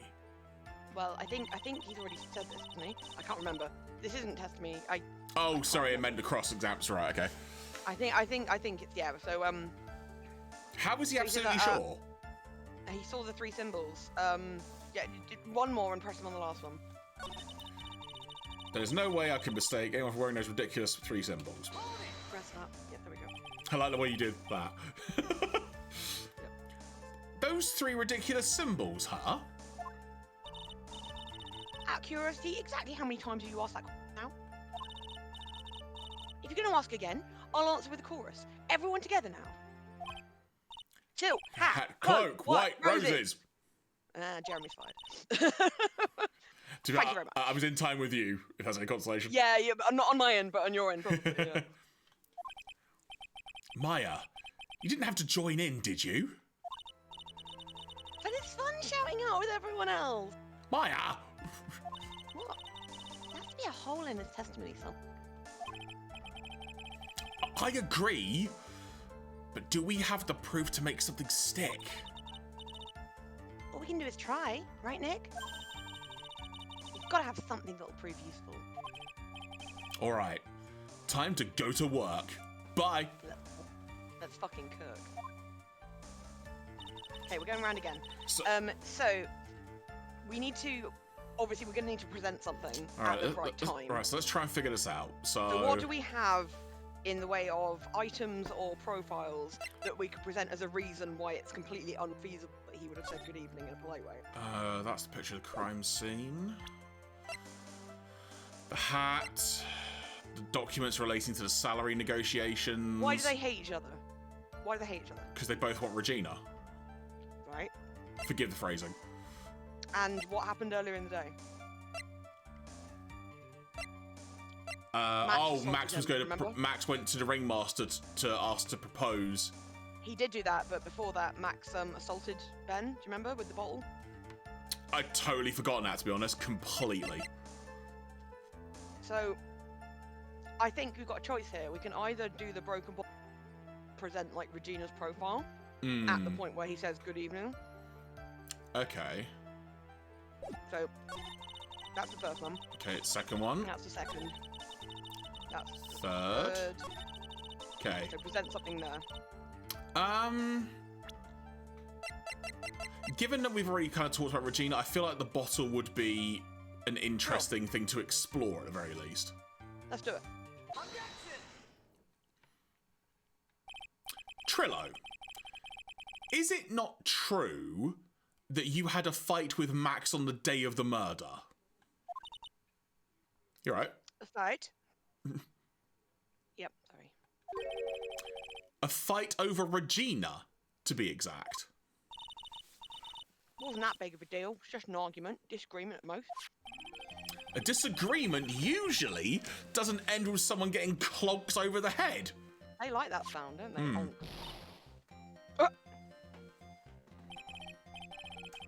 That morning, Ben got clobbered over the head by Max, didn't he? Did they have a quote of how many words we can use for hit that start with a T? Clobbered? Have we had clobbered yet? We literally just had that one. It was clogged, wasn't it? No, it was clobbered. It was clogged, wasn't it? Well, anyway, watch the VOD, we'll find out. Clonk was something Phoenix said earlier. Okay, well, either way. What? Is that an admission of assault and battery? Oh, it's a shame it's pepper and not salt. Before we handle that, we should wrap up the defendant's murder charge first. The truth is, on the day of the crime, the defendant and witness had a huge fight. There is absolutely no way they would have suddenly become cordial that evening. Moreover, just consider the personality of the witness on the stand. There is no way a puppet this lewd would just up and say good evening to his rival. Hashtag send lewd. Are you saying that this witness is lying? That he is trying to frame the defendant by claiming to have seen him at the crime scene? Oh. Mein Gott! I didn't tell a single lie. Honestly, I just, That's enough from you, Mr. Quist. Mr. Wright. Yes, Your Honor. Let's clarify this testimony for the court. Could you explain your theory about who the witness actually saw that night? He didn't see anyone, saw the defendant, he saw a different person. Okay. So, do we think he saw anyone? Well, we know for 5 minutes he ran away trying to get the ring back from the monkey. Yeah, but he'd seen the guy before that, right? If he did see. But I'm leaning towards the fact he saw a different person, because it may have been someone dressed up as Max. That's what I'm leaning towards. I'm pretty sure it's not Max. Yeah. So if we're deciding that he did see someone, and we know it's not Max, it's going to have to be a different person. Yeah. It is my belief that the witness did indeed see someone that night. It was just someone else. That's who he said good evening to. What kind of theory is that? The correct one. Furthermore, I don't believe the person the witness saw was Max at all. Was? If he had truly met Max that night, there would have been no greeting at all. Which means there is only one proper answer. The person the witness saw that night was not Maximilian Galactica. That is why Trillo made the effort to greet whoever it was that he saw that evening. Or good evening, as he put it. That was very well timed. What in the world? You... Would the defense kindly explain who it was Trillo saw that evening then? We're going to have to do this by process of elimination. Well, obviously not Maya. Not Max, for obvious reasons. So let's go through it. Yeah, so not Maya, not Max. It can't have been Ben, because we're talking... Yeah. Wouldn't have been Gumshoe. Wouldn't have been Gumshoe. Obviously wouldn't have been Francisca. Nope. He was waiting for Regina, so it could have been her, but he would have recognised her, right? Yeah. Okay. The ringmaster would have had to have gone by, but would have been carrying the box. No, we don't know if he was carrying the box. That's just okay. That's just Gumshoe's opinion. I mean, and Mo, we know he slipped away from Mo. Remember? Who? Sorry. Trillo. At the very beginning of his testimony, he said he ditched the stew. Do you remember? Right. Okay. So would have to have been ringmaster then. Yeah, he's the only one left. Okay. Considering the ill temper of the witness, excuse me, there is only one person he would greet.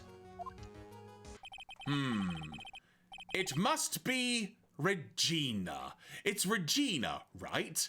Mr. Right? She's so cute. I'm calling the police. No, it's not Regina, Your Honor. Also, you're going to jail. If it was Regina, Trillo would have given her the engagement ring as a present. Operation New Tree, just knocking on the judge's door. Oh, yeah. I suppose you've got a point there. How did you get this job? How did you get this job? It was Russell Berry, the victim himself, was it not? You are correct. It was indeed Russell Berry. Gerald Barreled, I believe. Yes, right. It was indeed Gerald Barreled. Gerald Barreled from the Daily Herald. The person you saw that evening was the victim, the ringmaster, Russell Berry. I nearly called him Russell Barreled. Gerald of Rivia Barrels. That's why you greeted him, Trillo. Isn't that correct? So was he dressed up as Max, or did we just lie about that whole thing? Oh. Well, he probably would have had like a jacket and hat on, but maybe he was like... Yes. Who knows? The hat was found at the scene. Oh, I don't... Answer the question, Mr. Quist. Ah! Order! Order! How do you respond to this? Are you asking us? Because we don't know. Wait a second. Well, at first I thought it was the old man. But once I got a better look at him, it was obviously Maximilian Galactica. Dude, give it up. I think it is high time we clear the air about this question. Mr. Quist obviously witnessed a single person in the area of the plaza that evening. The problem is identifying exactly who that person was. Was it Maximilian Galactica, or was it the ringmaster, one Gerald Barreled? Oh, are we voting? Because I vote for Gerald Barreled. The prosecution argues that it was the defendant's witness night. The witness has clearly stated that he saw the defendant's 3 symbols. 3 symbols? No. All right, it's getting old. Come on, man. You got to remember him by now. What done to my chair?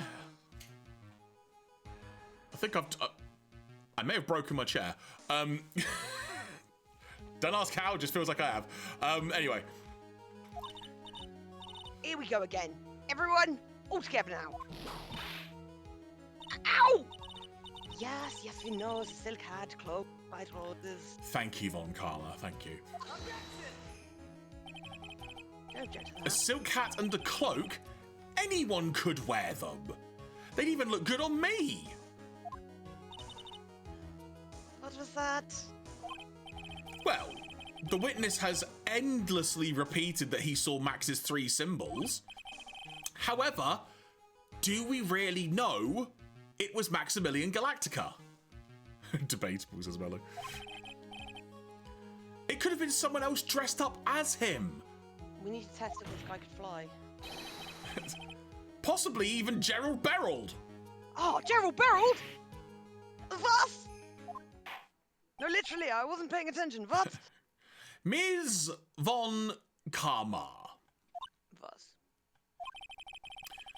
Do you have clear evidence that the person the witness saw was the defendant? Will I? If that is the case, then it's impossible for me to make a judgment at this point. Yes, I think we finally won a point in this one. Yes! That is very unglücklich, unfortunate. Huh? You're just a little too excited for your own good, right? Oh, what do you mean by that? You merely established one thing. You established that this business saw one person in the plaza tonight. I applaud you on your effort, but... But? Who that person was can only be answered by the next witness. Next? Huh? Ah! Your Honor, the prosecution will provide, beyond a shadow of a doubt, an answer to such question and evidence that clearly establishes one thing. That there is no one other than Maximilian Galactica responsible for this crime. Very well. The court will take a 10-minute recess. During that time, I request the prosecution prepare their next witness. Court is now in recess. Time for a pee. To be continued. Next time on Ace Attorney. Well, there we go. That is the end of the trial part 1. Who do you think the next witness is going to be? I guess the clown that we've not been introduced to yet. There's no clown we haven't been introduced to yet. Isn't there? No, there's a circus performer we haven't been. Oh, sorry, that's who I meant. And it might, yeah, He's not a clown. I think he's an acrobat. Okay. Yeah, that's kind of what I think. Unless it's going to be Regina herself. I'm not sure if Regina testifies in this one. She might. I can't remember. But cool. Well, there we go. That is Ace Attorney for the evening. Then I think we're gonna leave things on the Ace Attorney front there. But we are not done yet, folks. What I'm going to do, I would request a comfort, KJ. Yeah, we can do that. We can do that. Because what we're going to do, folks, and I'll put some music hurt on. There we go. What we're going to do, we're going to take a couple of minutes break, and then when we are back, we're going to delve into some Pokemons, as it were, some Pokemon Violet, because there is a new raid involving, I'm going to pronounce it wrong, Quaquaval. I don't think I've heard it said the same twice, Jeremy, so don't... But yeah. They called it Quaquaval on the fucking YouTube thing. Quaquaval. Whatever, the duck one, the opera singing duck. So we're gonna give that raid a try, as it were, and see how we do. We are cards on the table, folks. We tried Skeledirge off stream just because we didn't get a chance to do it till very late last night. We could not do it. Yeah, we were gonna try and do it live, but we literally only had like an hour by the time we were able to actually get together this week. Do it. So, that was a hard fucking 700. Yeah, so we've not done that one, but that's why we're going to sort of wrap up things. So let me hour or so, give or take, of trying to see if we could do this raid. So if you want to join us, we'd love to have you here, but we are going to take a comfort break for a few minutes, as Claire says, and we will be back shortly, so please stay tuned. We'll be right back. Bye-bye.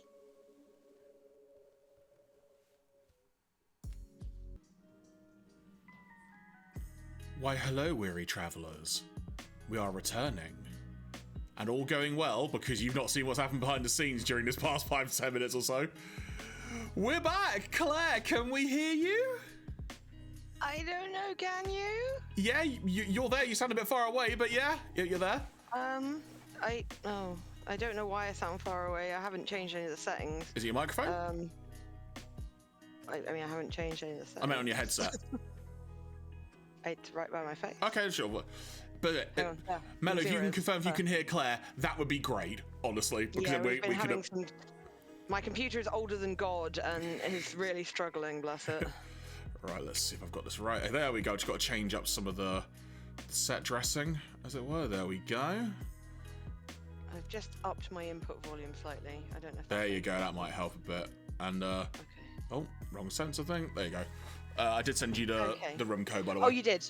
Sorry, I will have a look at that. Give me a second. That's cool. But, Oh, probably should be in online mode to try and do that, right? I did have... I mean, like, if it's any consolation, I also had to remember that myself.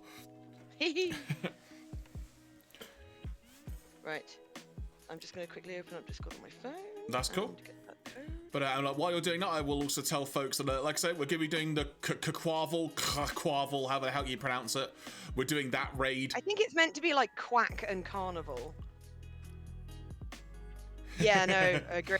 I mean, it has, I feel even if you don't follow wrestling, it involves two people who have been widely involved in Hollywood movies, so it's like spilled over into the normal world, as it were. Indeed, it'll be interesting to see how things go. I think there's a show going on right now in Barcelona that's kind of airing live, so it's SmackDown. It is SmackDown from Barcelona, yes. So Barcelona. If anything, I'd just be interested to see how the crowd are because European crowds are amazing. Like heck, like I'll be blunt. Most crowds outside the US are really freaking good when it comes to shows. That's not to say all US crowds are bad, but it's just because there's a fever and a fervor for wanting to see it live less often, if that makes sense. It just has a different energy about it. I think they're doing one of their shows in Glasgow in the next couple of weeks. Oh, probably. The last Clash in the Castle was here, right? Yeah, and I think that which was absolutely not in a castle, which is and the I can imagine that the Glasgow crowd are going to be a good laugh that night, especially after what happened at the Clash in the Castle event. They actually changed the railway signs when the Clash in the Castle was going on, saying good luck to the Scottish people who were involved. They didn't spell it quite right, but they got the spirit. But yes, we're going to be attempting this. We're going to be attempting this mighty raid for this week. That's how I'm going to describe it now, because I can't pronounce the woman's name.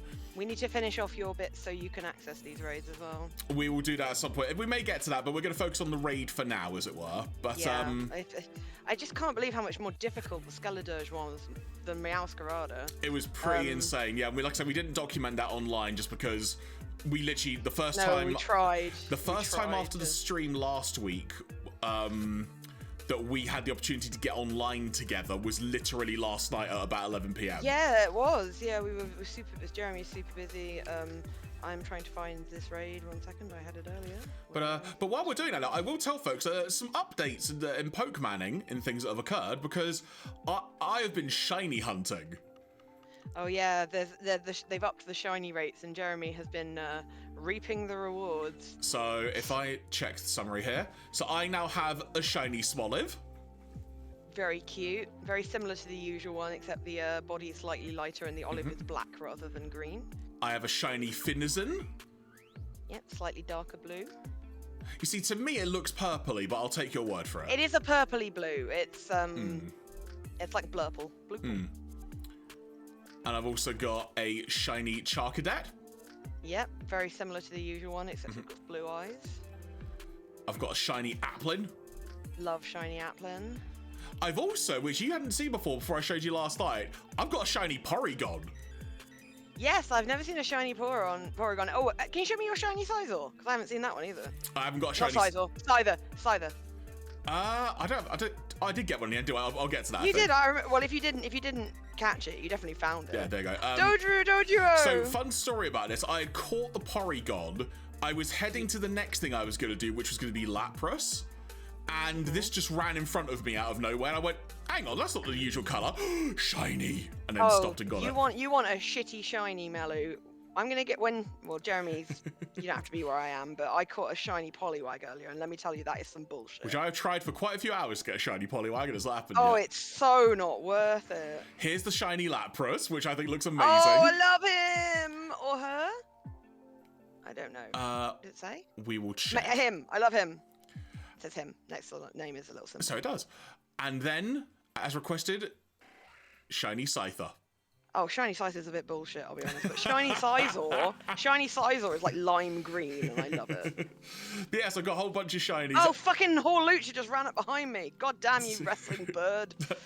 But yeah, I'm not getting into the shiny game, as it were. It's literally just because they've got this promotion going on where they're upping the shiny rates of mine. They do those for most events, to be honest. They promote a lot of stuff like that. Like, go away, Horlucha. I'm busy. But now that I'm a lot more familiar with how these type of things go down, shiny Pidgey is terrible, according to Melly. I've never seen a shiny Pidgey. Pidgey's not in this game. At least not yet. Well, it can obviously be bought in. I'm going to Google it. And another thing that's... Google fucking Poliwag. Did my parcel ever turn up? I don't know, did it? We have it. Maybe Keith got it on the way up. I don't know.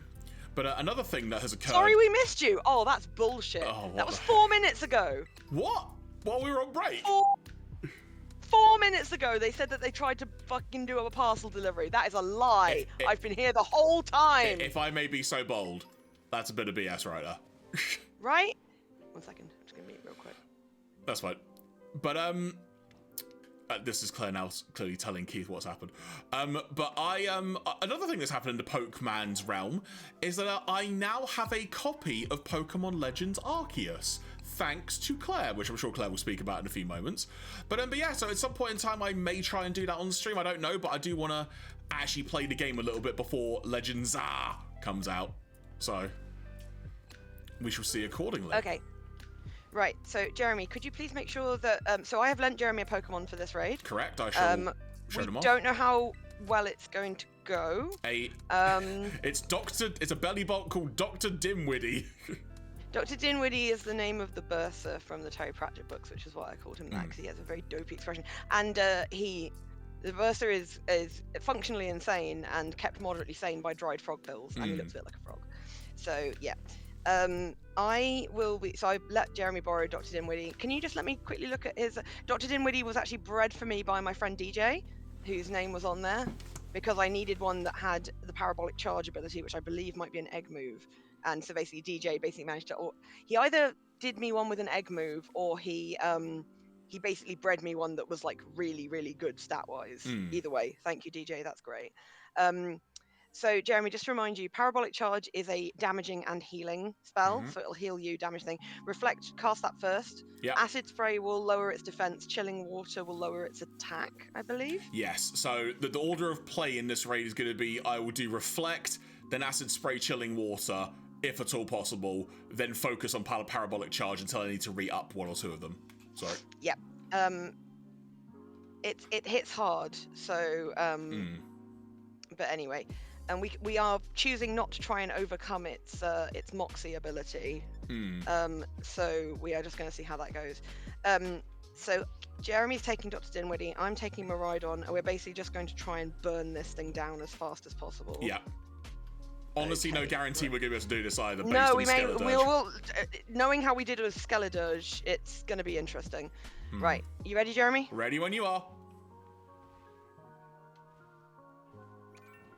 Invite has arrived.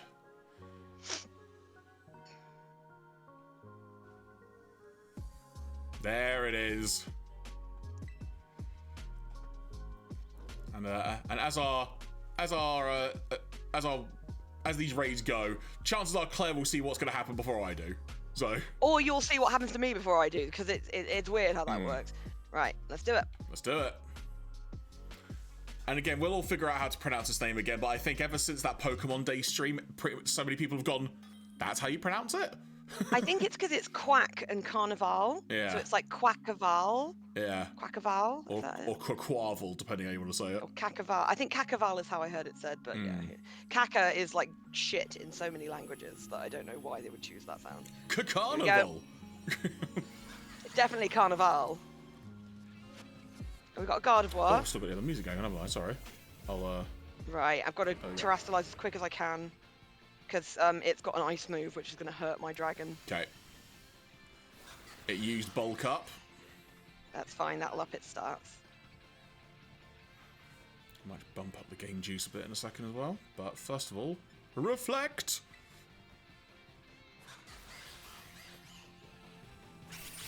Oh, that's great. He avoided my metal sound, so I'm going to I've nearly been one-shotted.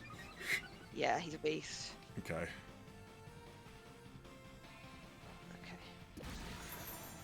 Okay, so that's Reflect. And Aqua Step makes it faster as well, right? Worth knowing. Okay, I'm going to heal up. And you notice it's destroyed the terrain already.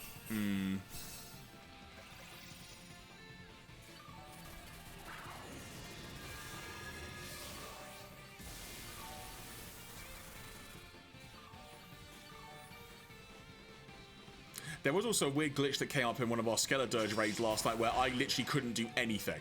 He literally couldn't move. It was so weird. I'm about to perish, by the way. That's fine. Just keep going. Just keep coming back. Battle. Acid spray.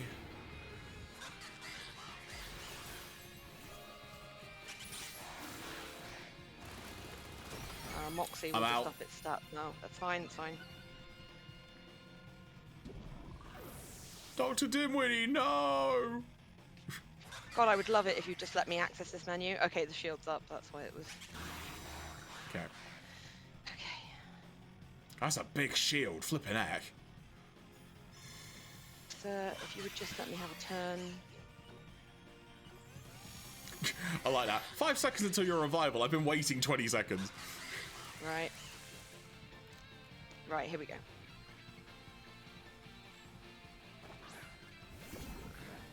No, I've been wiped out. Do I need to redo Reflect? No, I wouldn't bother. I'd just start using Parabolic Charge and keep using Oh, okay. it.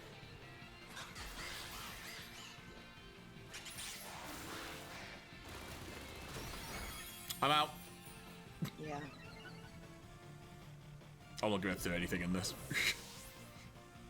No, your Pokemon's fine. It's the tactics we've got it wrong.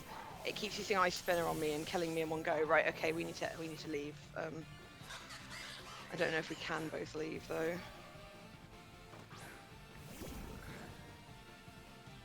Do you want me to run? I don't know if you can. Try it though.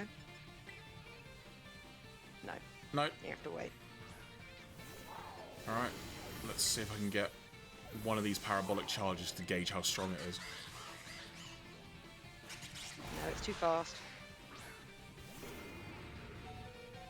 Wow, that nearly one-shotted me as well. It one-shotted me again.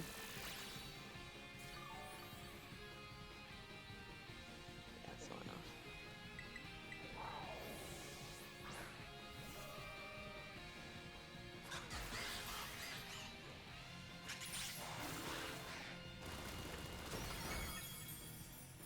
Right, well at least this will be over quickly.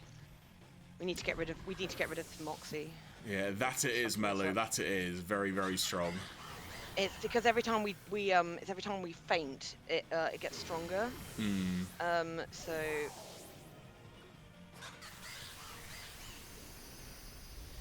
okay. So right, hang on what? a second. Let me just. We need to get rid of that ability. I'm trying to think how to do that. Yes, we were sort of discussing and trying to look it up earlier, and there wasn't necessarily a foolproof way to do it. Yeah, short of we were trying to just ignore it, but that's not going to work. Oh, okay. Yeah, it's more the thingy of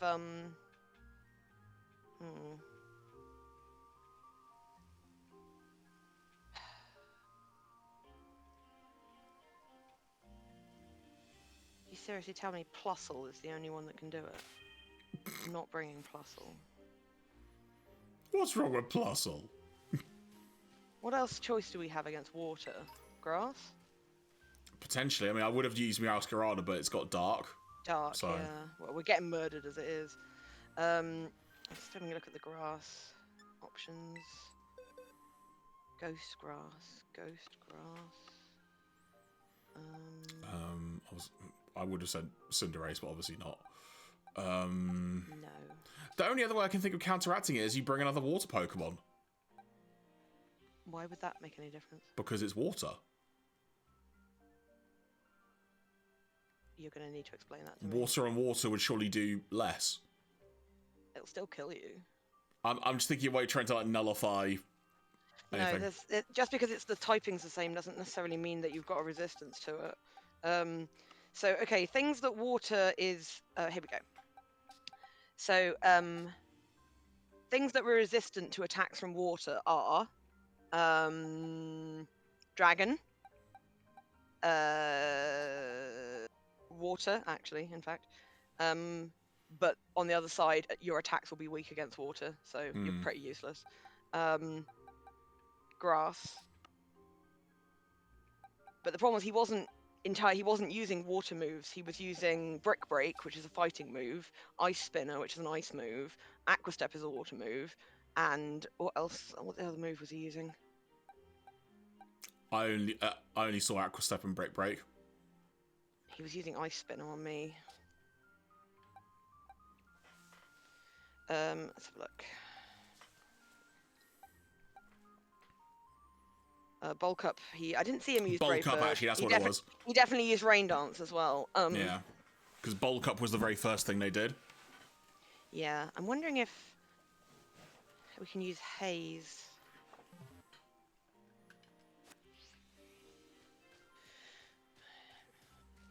Here we go. So who can learn Haze?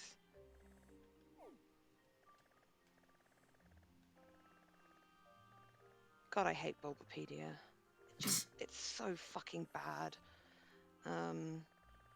It's a means to an end, as it were. It just doesn't have the information you want, and it just doesn't write. It doesn't like fucking load properly. Vaporeon. No, water, no good. What's the fucking ability I was looking at? Brick Break, Rain Dance, No. Aqua Jet. Haze. Okay. I am nothing if not someone who can help you remember what you were trying to look at.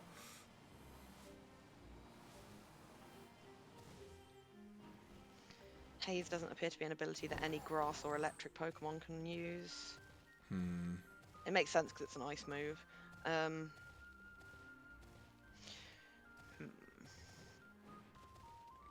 just going to have a look at the website again.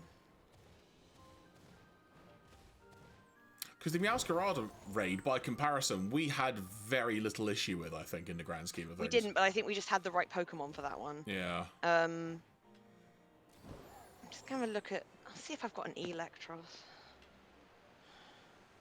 Because normally having, like, the terrain, like the electric terrain, is very useful, but Ice Spinner wipes that out. So it's gone instantly, so it's no use to me. Do I have an Electros? I do have one, but is it any good? Electros. Where are we going now? I do have one. It's pretty shit. Got good stats though. What do I have to do with this one? The game is chugging. Alright, I'm gonna quickly do some work on this Electros. So, if you wanted to do another like raid on your own while I'm working on Electros, go for it. Sure, or I might try and... Because you can't, unfortunately people can't see my screen, so they can't see what I'm doing. Nah, fair dues. Or if I can figure out where this Poliwag raid outbreak is, I would bore people with that. I mean, you're not far away. It looks like you try not to pick ones that are near the cliff, I would say, because they are usually rubbish.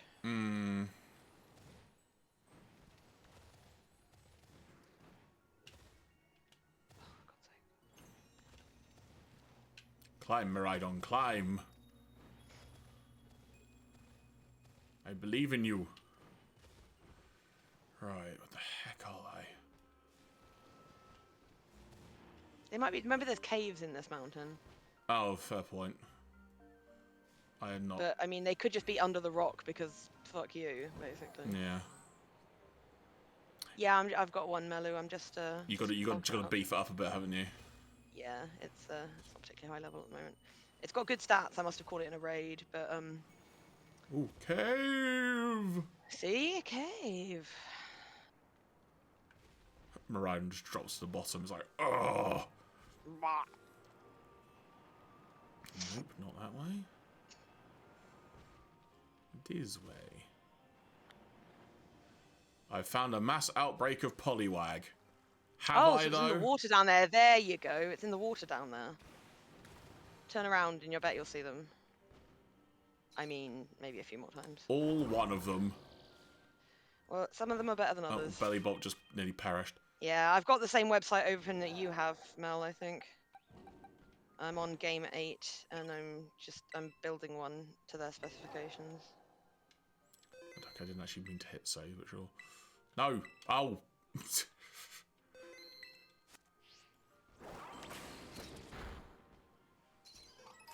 Right. The quest for shiny Game 8's usually Poliwag. pretty good. Oh, it's so not worth it. I know, but once I've got it, I've got it. I caught one earlier and I called it Chelsea because it's a blue Pokemon and Chelsea is a blue football team that Jeremy doesn't like, and this one's annoying him. So. It's almost like it was destined. Like it was meant to be. I would have called it what's its face. Oh, hang on. What's that thing called? Am I just being blind? Who used to be the manager of Chelsea? Like. I mean, they have a new manager every year by the look of it. So. No, but they'd had the same one for ages, for a really long time, before he quit. What's his name? Do you like him or hate him? What? Do you like him or hate him, the manager? I don't know who the manager is now, but the reason I'm mentioning it is because it was kind of a bit of a meme within Keith's family, because Keith's dad used to like the same kind of jackets that this guy wore. So he has several jackets that he used to call his Mourinho. That's it. Jose Mourinho. Yeah, I was wondering if that was Jose, what it was going to be. Jose Mourinho. That was. I was wondering if that was who it was going to be, but. Well, it was him for ages, to be fair. Before, like. I mean, he's been manager 2 or 3 times, so. But yeah, he was. It was like what's his name? Ferguson was manager of one of the Manchester clubs. I can't remember which one, but a really long time. Yeah. Right. Hang on, I need to match my moves to this guy. So I want acid spray.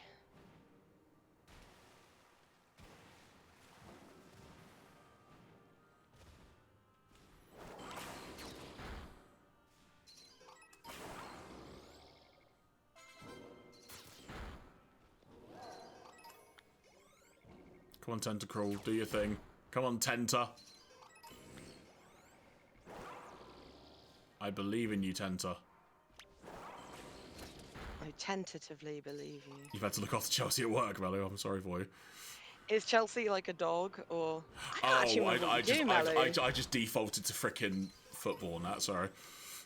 No. I think Mello is talking about that. I just can't remember what Mello does for a living. Something in events, maybe, which would make sense. It's the international break at the moment, so there are probably lots of other events going on around things that aren't involving. I don't know the specifics of what you're talking about there, but it doesn't sound like fun, Mel. Hospitality. Ah, yes, that's right.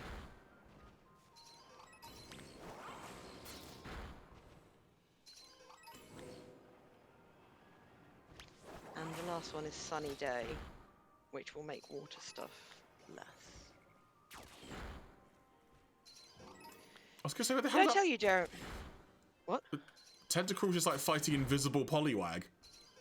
No, that's what I mean. Do you remember I told you, like, you have to aim your Pokemon at the wall sometimes, and they're just slightly behind the wall? And your Pokemon can see them, and you can't? Oh, there's more back here now.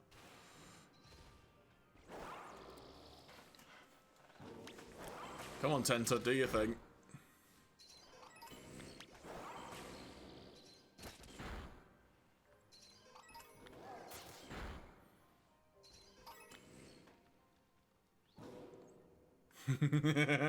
Yeah, that sounds about right, Mello.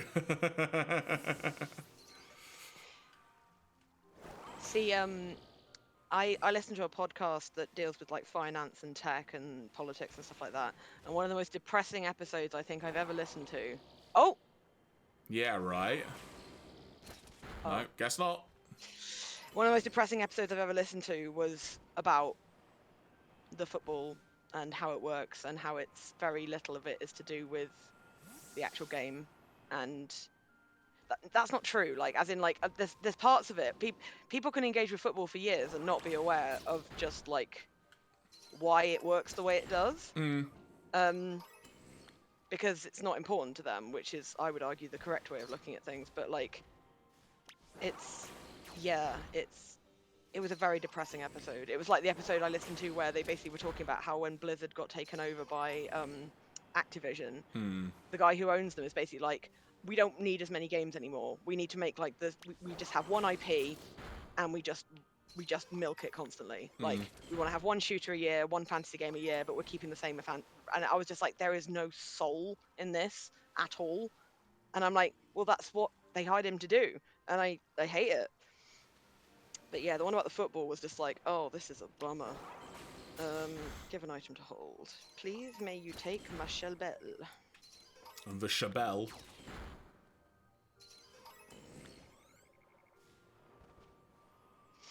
Okay. I need to go and change its terror type. And probably up one of its stats. Okay, so it wants its defense to be 252. Oh, this is not a good spread. Defense, special attack.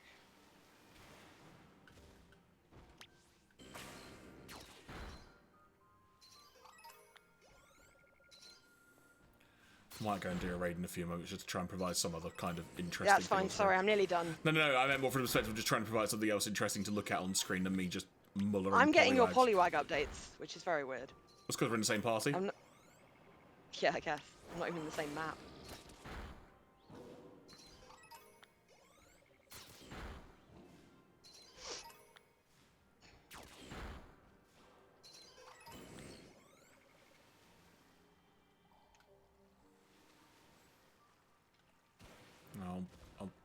I'll demolish these folk and then I'll go somewhere else.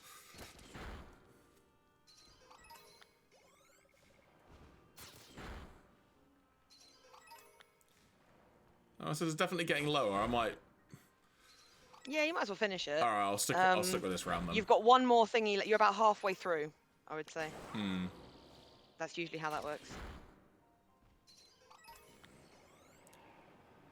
But otherwise, in terms of upcoming streaming stuff, though, folks, it's a pretty good time to touch on it. Oh yeah. But next week we're going to carry on with Ace Attorney. Now we're kind of back on that train. That is the plan. And then a week after will also be Ace Attorney. Then we're in the month of April at that point. And of course, the first week of April on the Wednesday, the 2nd of April, if I remember correctly. As opposed to the Switch 2. Yeah, Switch 2 presentation, Nintendo Direct. So I'm planning to do a live watch along for that. Obviously, if you're about Felf, I hope you can join, but appreciate that work can sometimes cause havoc on that front. It's at like 2 p.m. in the afternoon. Wow.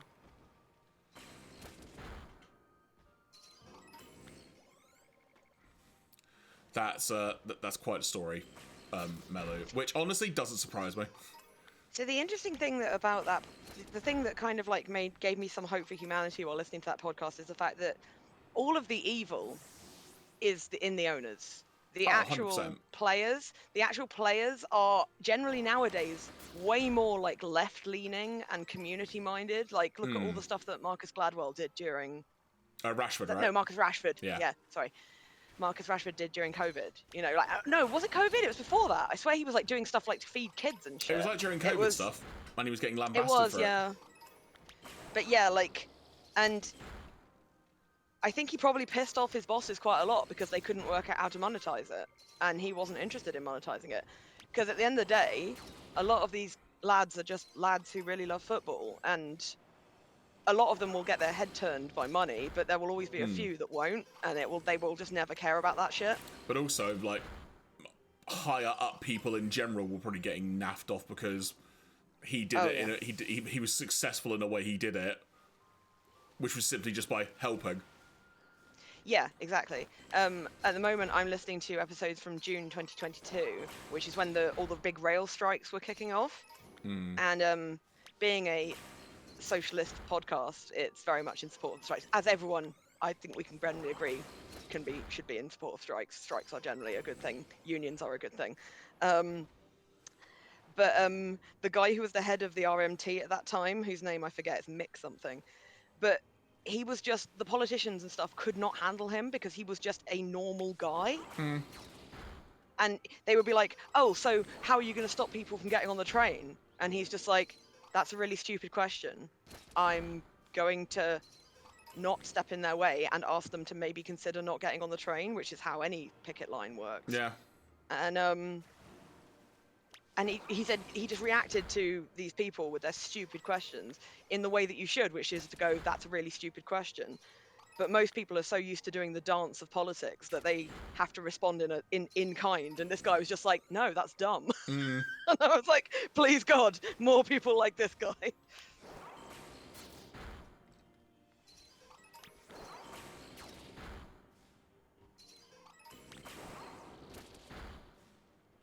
Just trying to finish this outbreak, and then I will. I'm leave nearly this done. I'm cave. just changing the terror type, and then I'll be gone. No, like I said, we always knew this raid was going to be tough, which is why we saved this till like the last thing we're doing on the stream. Yeah, we did. Sort of intentionally. And also because we just had no idea how long it was going to take, quite frankly. This is such a weird looking Pokemon. If you've never seen an Electros, Jeremy, they're very strange. It's a big slinky thing, right? Yes. Snaky thing. Yeah, it's an eel. It's an electric eel, basically. Oh, you found some, did you? Alright, well, do your thing, Tenta. Go on. Oh, you've just disappeared. You're there. You clearly see something in the wall. Get that one. It's gonna get me! Defend me!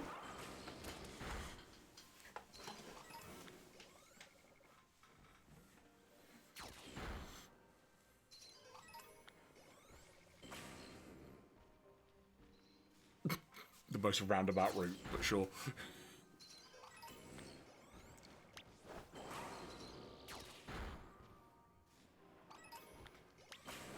Because the other thing about this raid as well is that the Pokemon has, if you catch it, the mightiest mark. Yes. Which, cool. there was a Poliwag under there apparently.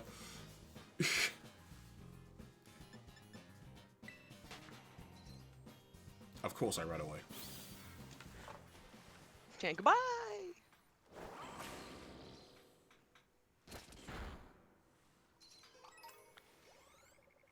Oh, come on, Tenta. Come on, mate. Thank you. Buddy, pal. The outbreak has dispersed. Alright. There you go. Keep an eye, because that's when they usually have things that turn up. Okay. The Dunsparce, or just Dunsparce in fairness. Dunsparce. It's the fact whether you can't... I can't see the discernible difference between regular Poliwag and shiny Poliwag, like, in a setting like this. I caught one, Jeremy, and I can't see it either. If you want, if you can head on your map to, if I describe an area, we can stand next to each other and I can show you. But even then... Oh, no, I get there is a difference. It's like... No, it's even next to each other. I think we'd struggle. No, probably, but what I'm saying is, like, I enjoy the concept of shiny Pokemon that have a notable difference. Same, bud, same. Have I never shown you the Tandemaus one? I think you have, yeah. It's absolutely awful. What are you doing, pal? Alright. Well.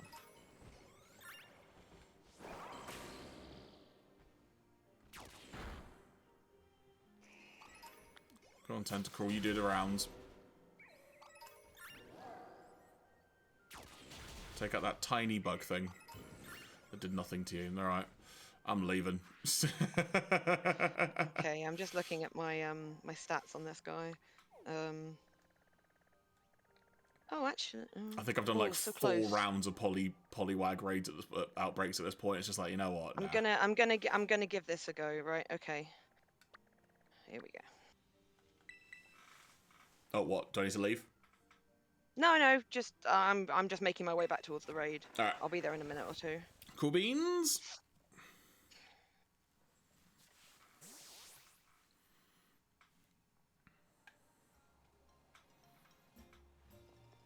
As I'm here, might as well heal up. Where is the bastard? Oh, it's over there. Bastaroony.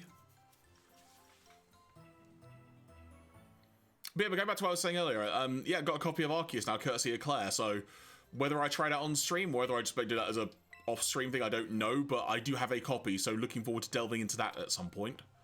It's good. It's a good game. I just I was not allowing. I didn't allow myself to get into it, and also I was not at a very good point in life. So I'm like, now I can't really play it without being reminded.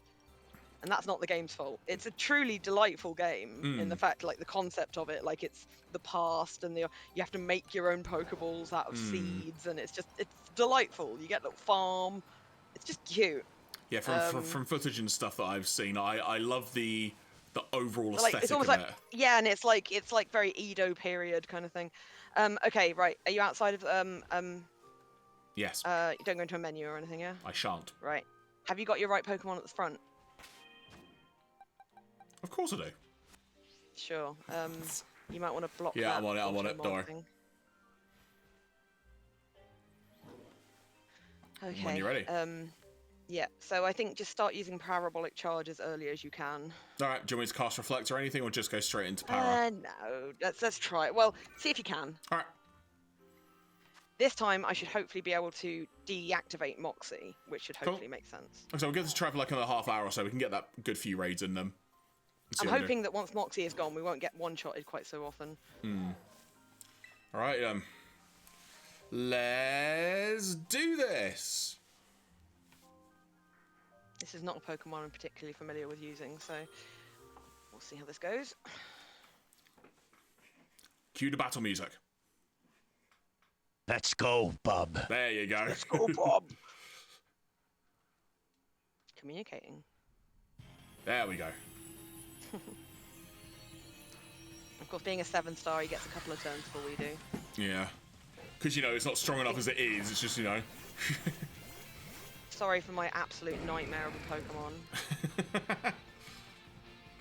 I shall just spam the A button. I got a menu pretty much instantly. Yeah, that was interesting. Yeah, it's because it has a couple of goes first. Didn't do anything, though. It bulked up. Okay.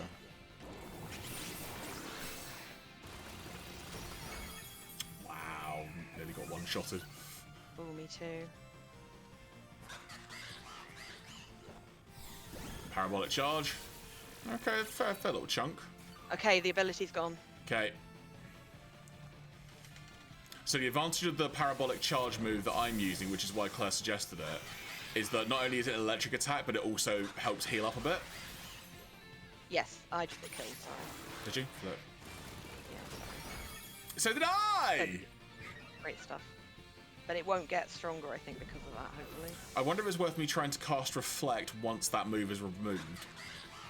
What move? The thing, Moxie, sorry, whatever it is. Moxie's gone. No, what I mean is it worth me casting Reflect once that's gone? It is gone. Claire, should I do? What? Should I cast it now? Is what I'm saying. Oh, so you mean now it's gone? Yes. Not once it's gone. Sure. Because once it's gone implies it hasn't happened yet. Should I cast Reflect? Whatever you want to do.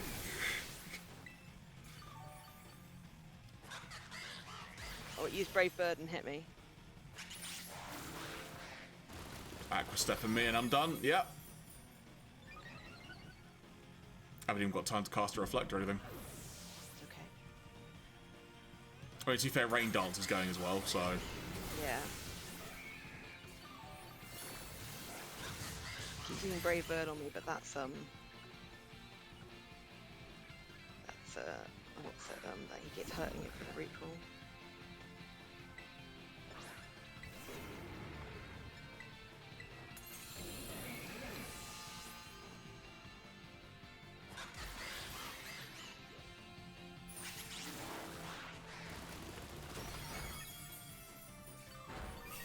Okay, with the Rain Dance gone, that did far less that time, that move.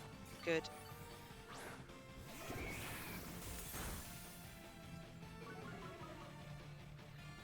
Special defense harshly fell, it just said. Whose? Quaquaval's. Good. Did acid rain on it. Oh, critical hit, of course. Use your heals. I'd already cast the move, so I've got to wait for it to do. Okay.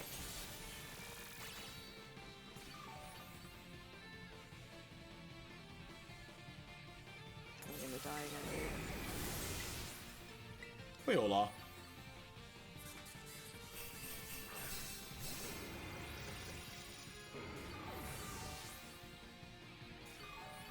That's the heal up from me. And me. Oh, well, that's the heal mostly gone. Just use Brick Break on me. Terrastalise, if you can. By the look of it, I can.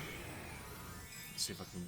If I've got enough time to actually I forgot about terrastalising because I'm an idiot. I should have done that. Oh, I was trying to build up to it. I just didn't have the option. Yeah. Because I've perished a lot. I mean, we're running out of time, but still, this is Yeah, it. it's practice. Exactly. He's literally just killed me in one shot, so my Terrasilize was a waste of time. Likewise. Neat.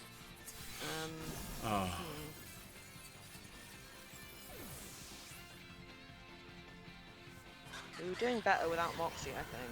100%. It's just Yeah. getting Moxie off. What did you have to do to get rid of Yep. it? I use an ability called Gastro Acid. I think what we might have to do is have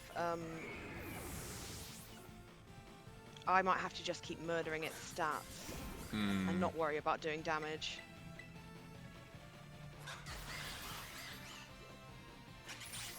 Can we just... Yeah, okay, we're out. I'm out.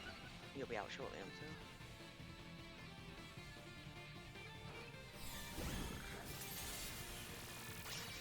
Let's take off a nice little nugget there.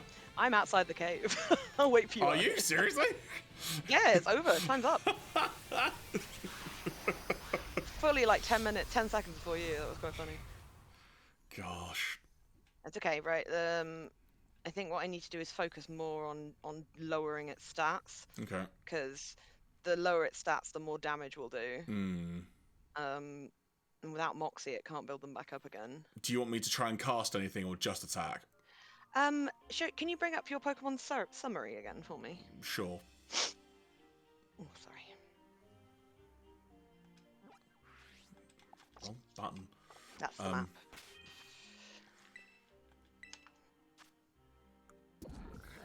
Okay, what does Acid Spray do?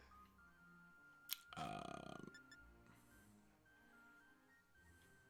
think that's worth using.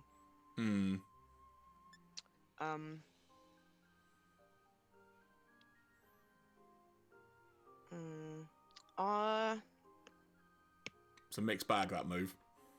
It is. The thing is, if we die, the stat changes that we've caused won't go away on that thing. So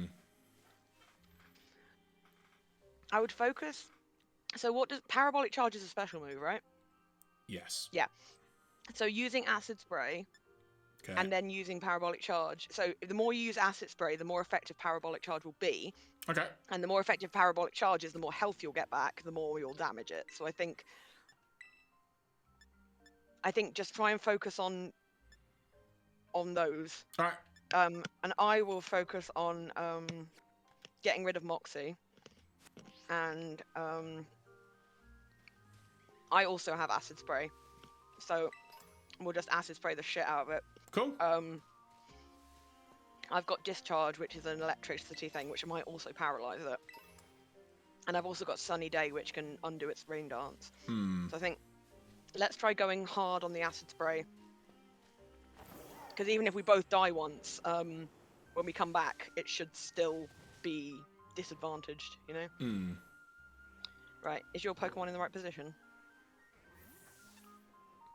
Yes. As in, like, beginning of the party? Yeah. Okay, let's try this. Let's go round again. See, some of the people I used to play with would be very much like, I don't see the point of status moves. I just want damaging moves. And they would never manage these raids because I mean, I'm generally kind of like carefully. I'm sort of like that, but I also am at least aware that status things help. You help. can't power through these, as you can see that. My most powerful Pokemon is Miraidon, which is like nearly max in every stat. I wouldn't be able. We couldn't beat it with Miraidon. We tried, didn't we? Did not work. Yes. So try and get some stacks of Acid Spray up before you start using Parabolic Charge, because Parabolic Charge, you've also got that metronome, so it'll get more damaging each time. But every time you change it and you break the chain, it will start again from normal. So. Will Acid Spray add to my Terrastal Malark? No. Okay. Because you're an electric type, so. Oh, duh. Right. Okay. Jeremy asking the silly cues. Not really. We're much farther apart this time. Are you already halfway through the raid? No, as in like really far apart, as in like on the screen. Oh, okay. You can just see me off to the left of you there. Right, Gastro Acid first. Hopefully if it doesn't kill me first.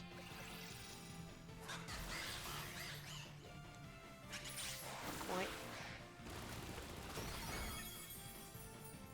Okay, Gastro Acid used. Moxie gone. Amazing.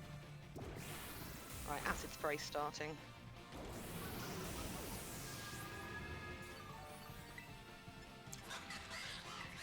Oof, nearly got me. I got at least one Acid Spray. How many are you managing? Are you managing any? I've selected my second. I'm just waiting for it to hit. Okay. I shall inform you once it's hit. Hitting now. Oh, it's gonna kill me with the size of it there. Oh, it didn't. Okay. I've attempted to activate my third one. Just keep doing it. It's great. I'm gonna have to heal up my next turn. Yeah, do it. It's all good.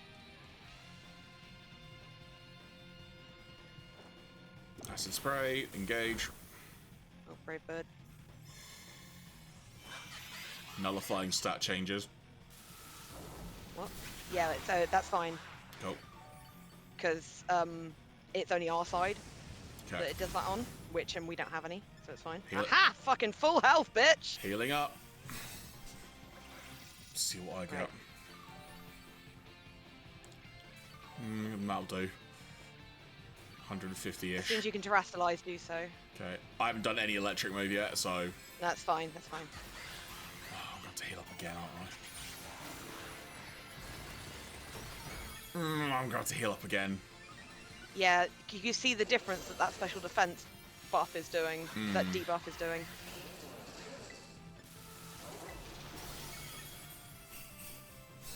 Come on, give me like a full... Give me like a full one, come on. I dare you.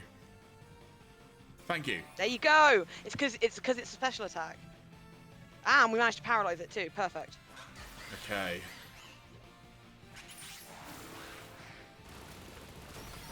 Oh, flipping heck, just took out half. Sod off. Half is better. Half's better than all of it. I know. Oh, it's used Rain Dance. I'm gonna use Sunny Day.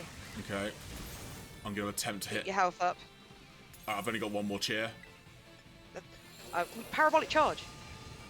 Oh. So I thought you meant as in heal up, sorry. Alright. It's a healing move, it'll heal you. Okay, Sun is up. Cool. I'll start hitting parabolic. Yeah. Assuming I get a chance, of course.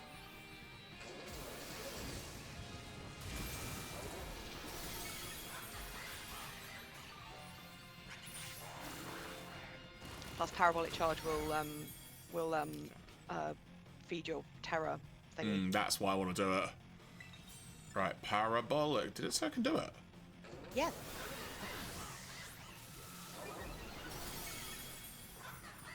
I haven't used it yet, though. It's because it's taking a turn. Go. Right, there we go.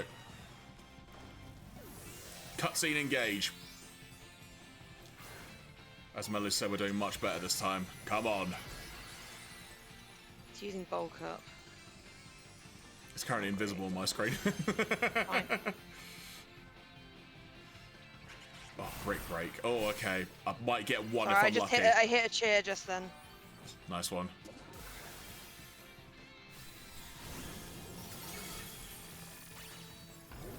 Nice big chunk. I might do some more acid sprays on it. Oh, I'm dead, sorry. No worries, no worries. I'll come back with full health, which will be useful. That means I've lost my terror, but... It used Brave Bird on me, so it basically did nothing that last turn. That's great, just keep using Parabolic Charge. Yeah. Now it's doing Brick Break. Yeah, because every time it hits you, your Parabolic Charge gets tougher. So, keep using it. Okay. I'm just mashing that A button. Keep going. Cool, and I'm still able to lower its special defense, so I'm going to keep doing that. Cool. Come on. Oh, we're through the shield on my screen. Okay. Let's go, bub. Come on. Yeah, we're down to the red on my screen. I'm going to see if I can get another acid spray off before it kills me. Oh. It's burned now. on my screen. Excellent. Just keep using that parabolic I am. charge. That's It's going to keep you alive. That's it. Nailed it. I think that's it. Yeah, it is. We got it. I forgot the important thing of stacking the stat fuckery, which is what you do at the you front load the stat fuckery. Thank you, Mella.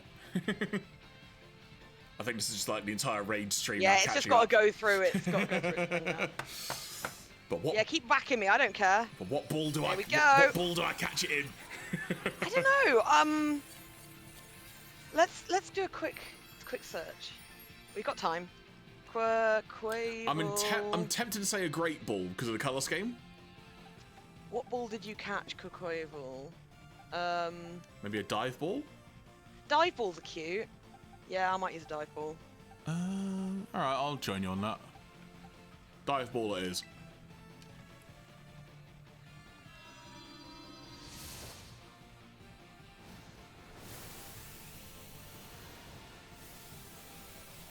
See, the Electros I used was actually designed for a solo, and I ended up playing far more like a support there, but it worked great.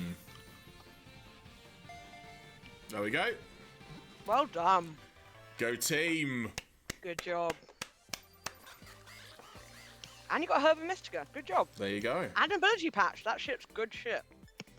Anything else? Comet shard. Experience candy. Got nuggets. Great. Good stuff. Cool. And round again.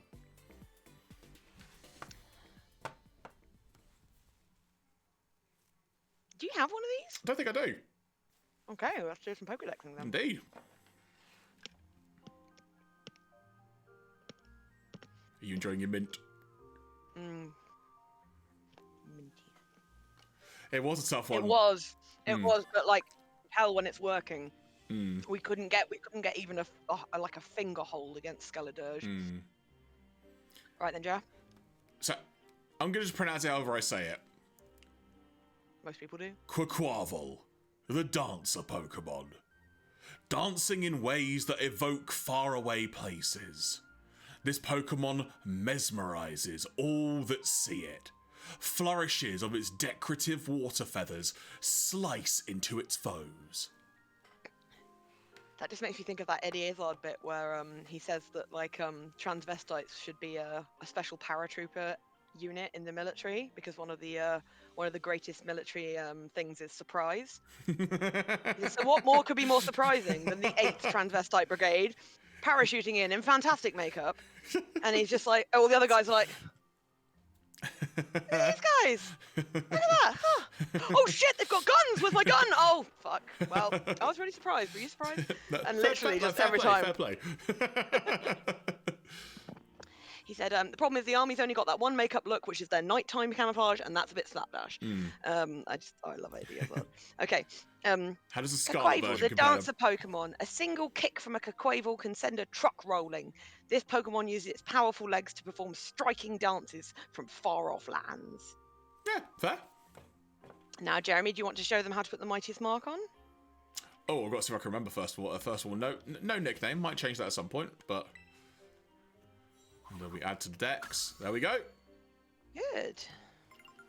Right, mightiest what's it? Mightiest what? Summary. We go to... Where was it?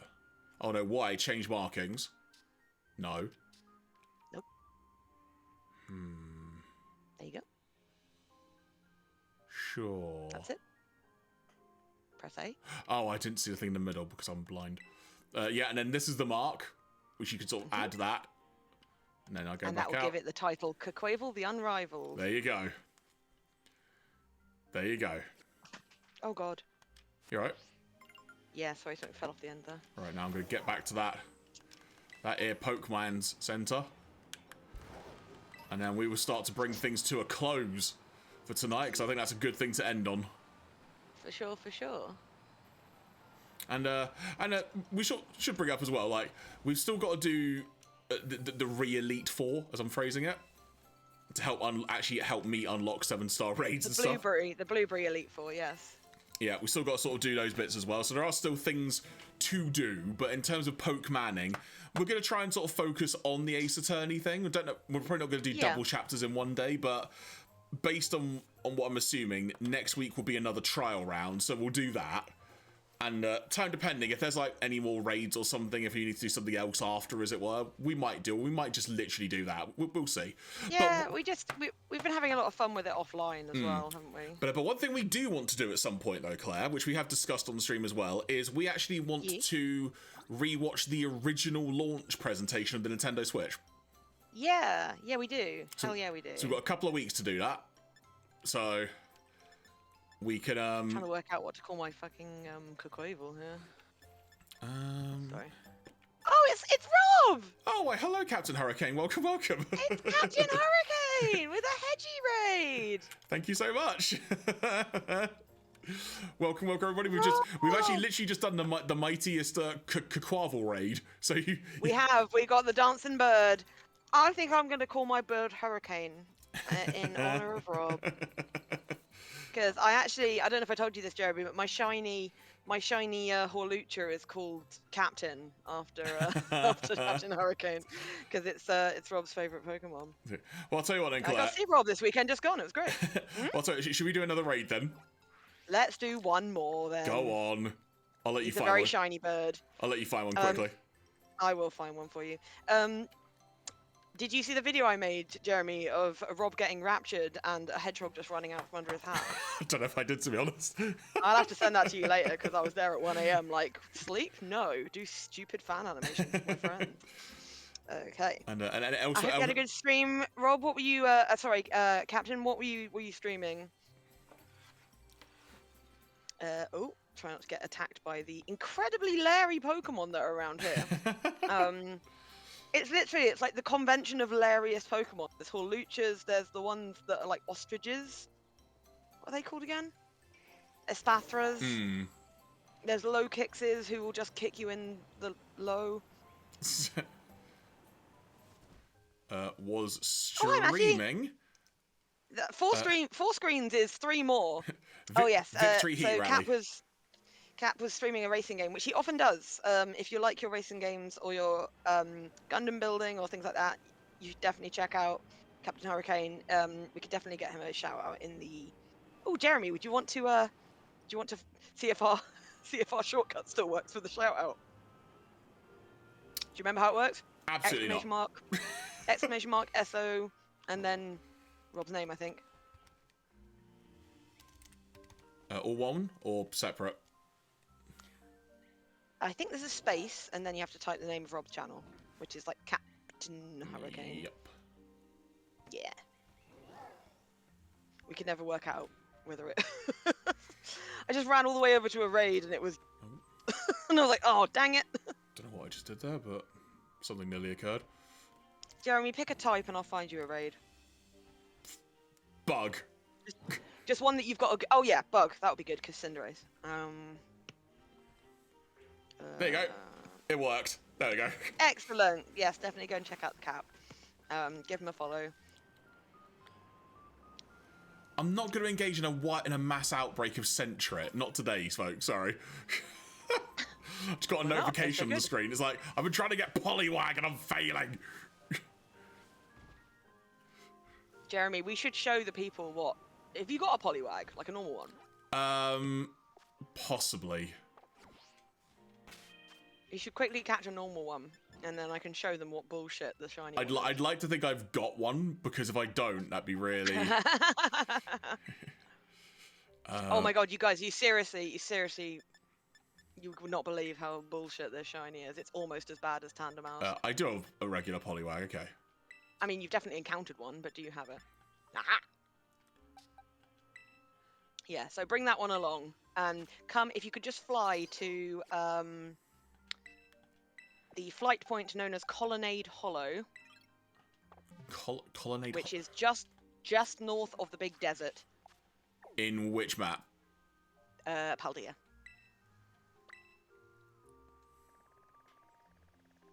Right. You can see me on the map, actually. See where I am? No, too far. Oh, the perpetual doom that is Me and the wrong buttons. So you can see my map. You see my image, right? Up by the desert. Yeah, keep going. The desert to the left. See my image there? Oh, there. Sorry, I just keep thinking you're a wild Pokemon every time I see it. Sorry. I don't. That's where you. So there's a flight point under there. Is there? Oh, Yes. so there is. So fly there. Can you tell who the brains of this bunch in this stream is? I will get out the absolute bullshit that is a shiny Poliwag, so you can see. Jeremy, Jeremy can bring out a normal one and see the difference, because there ain't no fucking difference. Because I am destined to simply not have a shiny one. I mean, why would you even want this one? Is that you? That's you. You've also got. Yes. Oh God! I'm in a map, so it couldn't get me. God damn you, Tauros! I just avoided that Tauros just by going into a menu. Ah yes, my map shield, my menu shield. What are you gonna do about it? It really doesn't like. Oh crap! Oh fuck! Oh shoot! Oh shoot! Oh shoot! Oh shoot! Right. Okay. Hang on. Ah, we're gonna have to take this thing out, otherwise it's just gonna murder us. One sec. Let me just. We just run away, but it's fine. Okay. All right. Let's just run away then. Oh, okay. So. Let's get to where there's sun, like over here. Or, what? Yeah. Okay. Where did you go? Sunshine. Oh. I went to where there's sun.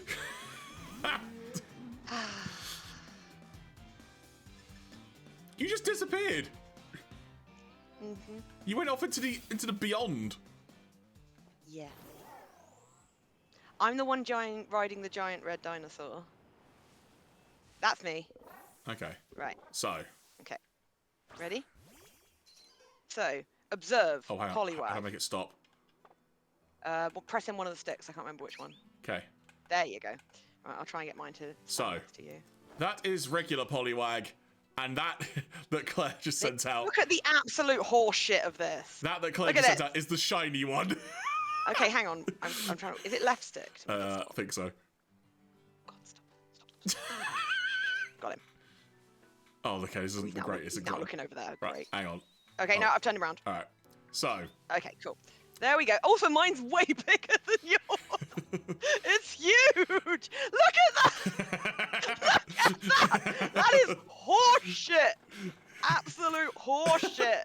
So the one on the left is the shiny one. That's Claire's. Yep. The one on the right is the OG regular one. Oh look, that's here comes mine. the sun. Da, da, da, da, so you can see it in the sunlight. It's barely any different. Not much better. Not much better. I honestly thought it would have like a difference on like maybe the spiral would be different, or the tail would be different. Nothing. Nothing at all.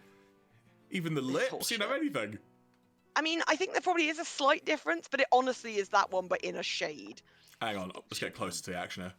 So. I'll take a picture of you if you stand in the middle of it. Hang on. So, regular. Just you taking a picture of these is quite funny. Shiny. Jeremy's like, I put it to you that is fucking horse shit. Shiny. Wait, where did you go? Jeremy being like, oh god, I hate you.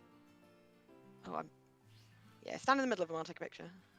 Do you want me to pose? Can if you want. Or you can look at the shiny one and be like, what the fuck? Rob says, I love the Gen 1 and Gen 2 shinies being a bit like this. Oh, I think you closed your eyes. Just stay still and I'll do it again. I'm not doing anything. No, you blinked in your character blinked in the thing. I will, which is outstanding considering I didn't actually see her blink at all. Corporate needs you to tell the difference between these Pokemon. They're the same picture! Okay, I've shared it, Jeremy, so you should be able to see it in a second on the big screen. Let's try and load this up. Oh, it won't let me because I'm... Oh, damn it.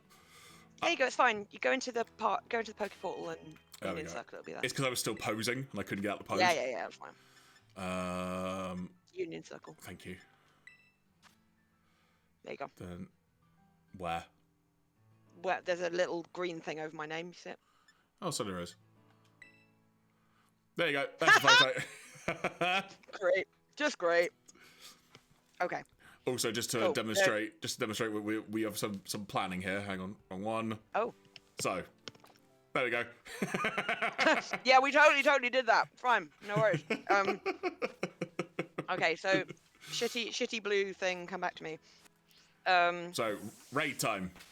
Yeah, there's a bug raid just north of here. I will go and head there. I haven't had a look at it yet. I don't know what.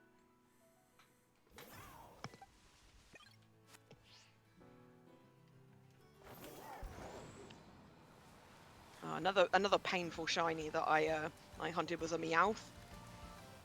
Rob's right about the Gen 1 shinies being just a nightmare. Well, because they were first introduced in Gold, weren't they? Technically, like officially, because it was shiny Gyarados. You had to catch as part of the story. I'm not a historian. Oh, it's a primate. Cool. So yeah, fire should be fine. It's only a 4-star, so we should be fine. Fair dues. Right, give me a second. I will just line up the Pokemon I want. Where's my Naruto bunny? Where's my burrito? Where's my burrito? I have to find the weirdest fire type that I've got.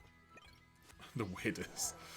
Yeah. Yeah, because I seem to recall I remember watching something a while back where there is a prevailing theory that there are technically shiny Pokemon in OG Gen 1, but it's in code only. Because yeah, it's like the virus thing. Do you remember the virus thing? I think so, yeah. That was like the stupid. Oh my God, Tauros! Just can you stop being such a Larry bastard? Yeah, that was it, Captain Arcane. Thank you. Yeah, that Pokemon Red and Blue I would knew turn Rob up as would shiny. know, yeah. Yeah, depending on the stats, that was it. Yeah, the whole EV stats thing, I've never. Oh yeah, so I vaguely understand that, but it's one of those things where as soon as I try and like pin it down, I can feel it start to slip away. You know. IV stats, thank you, not EV stats. No, there's EV and IV. Oh, for crying out loud, really? Things.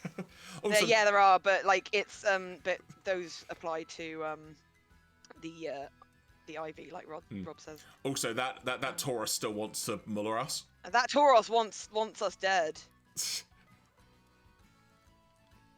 How you doing setting up? Sorry, I'm nearly done. I think I'm going to bring Shinichi. And also worth mentioning, since we've got a moment spared, we're also continuing our playthrough of Ace Attorney, the original trilogy, because I've never played them. We're currently on the second game in the third case, I think it is. The big stop! Yeah, the one which seemingly... the only thing I can gauge is everyone just doesn't like it, and I'm not utterly enamoured with it, to say the least. We have sighed a lot playing this one. And while Claire is also setting that up as well, I will also just quick give a mention to some upcoming streams if I can get them to all work. Hell yeah! Where's this image gone? There it is. So yes, next week it will be Ace Attorney. That's not a word. Ace Attorney 2 Case 3 Part 4 of our playthrough. The week after, on the 28th, will be Part 5, and then Wednesday the 2nd of April, I will be doing a live watch along of the Nintendo Direct presentation. Hopefully, Claire will be here as well. Work depending, we shall see. I hope so too. But yeah, I'm planning to do a live watch along of that big Nintendo Switch 2 presentation, so we shall see what is unveiled. Though that said, apparently if you look hard enough, pretty much all the details are already out there, but I'm not looking hard enough. So. I don't look hard. It's all good. Literally. Right, okay, I'm ready. You need to come out of your menu. Pending this Tauros not wanting to... Well, let me just kill the Tauros. Hang on. It's in me. It's okay. He's dead now. Okay. Right. Oh, a Giraffary just ran up my butthole. You did just disappear in quite a dramatic way, you know. Fuck you, Giraffary. Oh, shiny item. Okay. We ready? Yeah, I've got another Pokemon about to run into me, but yes. Let's quickly do this then.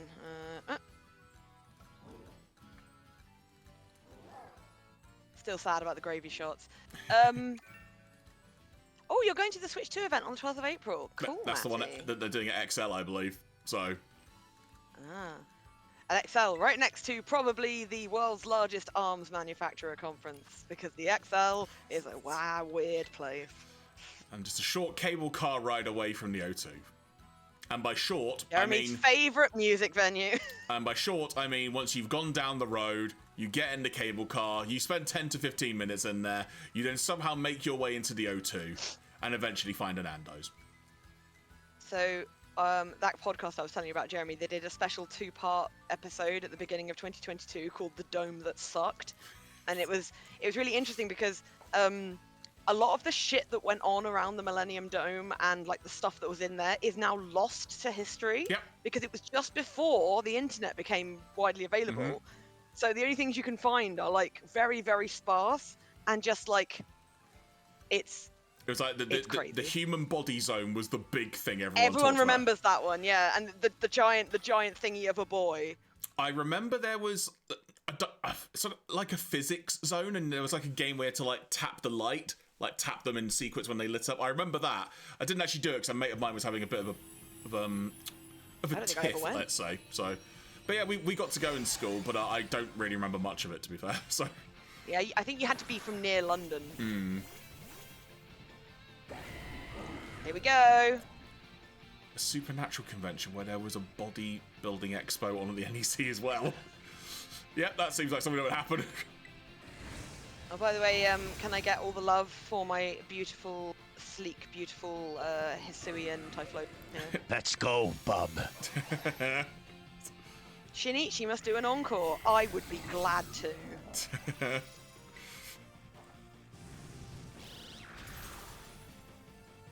I love it when you kill them so quickly that they have to just get through all their moves. Oh, it's done, is it? No, I don't know. I don't think he's dead yet, okay. But very close.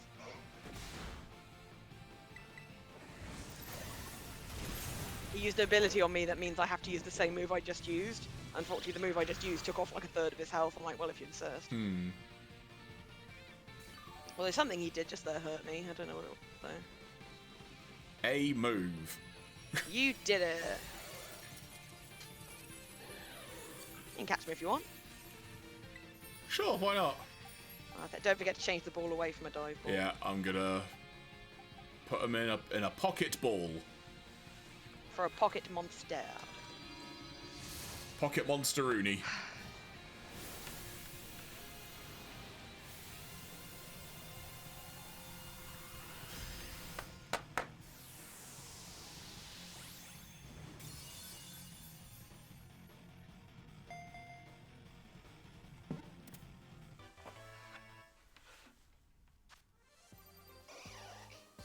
Very decent. There we go. There we go. Yeah, it's worth doing these raids quite regularly because this is where you get the bulk of your candy from. Yeah. So, yeah, I mean, I don't have a huge amount of XL candy, but I've got like 300 L candy. And that's been enough to boost as many Pokemon as I wanted up to 100. Makes sense. So, have you got this one? You must have. I feel like I do. Yep, I do. Meow. Meow. Well, there we go. And you caught one too. Confirmed. Right, hit save before I do anything else. Just in case I didn't have one. Alrighty then. Well, on that note, folks, I think we are now going to start to bring this to a close. But once again, thank you so much for joining us, be you having been here for the entire stream or just towards the end here for the raid. Captain Hurricane, once again, big thank you. Thank you again for the raid, Rob. Yeah. And as mentioned earlier, go on. Yeah, go on, sorry. No, you go. I was gonna say we'll be back Friday next week. It'll be continuing the playthrough of Ace Attorney. It'll be part 4 in case 3, which is we're going to trial for the second. It's part 2 of the trial, basically. Yeah, we're in a recess at the moment because she's just about to pull another witness out of her hat. So indeed. And I guess we just had to suffer through a lot of Trillo this episode, which I enjoy, but it's hard on the old ears. Indeed. And Felf, tell people where they can find you. You can find me wherever you've left unattended cheese. You will not be able to get rid of me. I am very hard to get rid of once I'm in a house. You can also find me hanging out on my Switch, hunting shiny, getting Jeremy involved into the shiny hunting cult. Where else can you find me? You can find me on the internet on my Linktree. I'm one of the few people who's still on Facebook because I'll get away from it eventually. I'm on Blue Sky. I need to add that to the thing. I'm just not very good at centralizing my shit. I'm slightly too old to be of the generation where everything's well organized in one place and optimized. So I do stupid shit like create content and not centralize it. Oh my god, my descendants will be horrified. I will do a shout out as well to the fact that the Team Giblets YouTube has got the masquerade video from this weekend just gone's Minami Con up there now, and I also want to shout out various other people who've been uploading videos from the weekend, such as Batal, Batale, and Tim Lunn. I think Peachan might have actually uploaded the whole masquerade as well, which is definitely worth checking out if you haven't seen it. But yeah, a lot of the stuff coming out of Minami Con video-wise is he has. Thank you, Cap. I thought he had. Yeah, so that's definitely worth a watch because it features a friend of the show, Freya Perito, doing a fantastic rendition of "Weebs Didn't Start the Fire," fully original lyrics by them. Just an amazing performance. I'm sad I missed it, but unfortunately my tummy hurt, so I had to go and be sad somewhere. Yeah, so Minami Con, I love you. It was great. It's lovely to see everyone. And yeah, roll on next time. And anyone going to Kokorokon, please be sure to make sure my husband eats before drinking his body weight in various alcohols. Thank you and goodbye. Jeremy, where can the people find you? Don't lie to them. You can't be found. Linktree/Giraffemy is probably the most easiest way to find links to everything that I'm involved in and do and such. So I encourage you to go to there, as it were. And I hope you enjoyed joining us on the stream tonight. And Claire, you know what? Seems we're in a raiding mood. Should we see if we can raid someone? Oh, yeah. Should we see who's available? I believe the Cliff is still still streaming. He is. There's only a couple of people in there, so let's go. There we go. So I will initiate. The same 8 people raiding each other with the same 3 people. We love you guys. Let's go. I shall initiate that. So folks, thank you very much for joining us. Until next week, I've been Jeremy, that's been Claire, we've been The Fun Zone. Thank you very much for joining us, and we'll talk to you next week. Bye.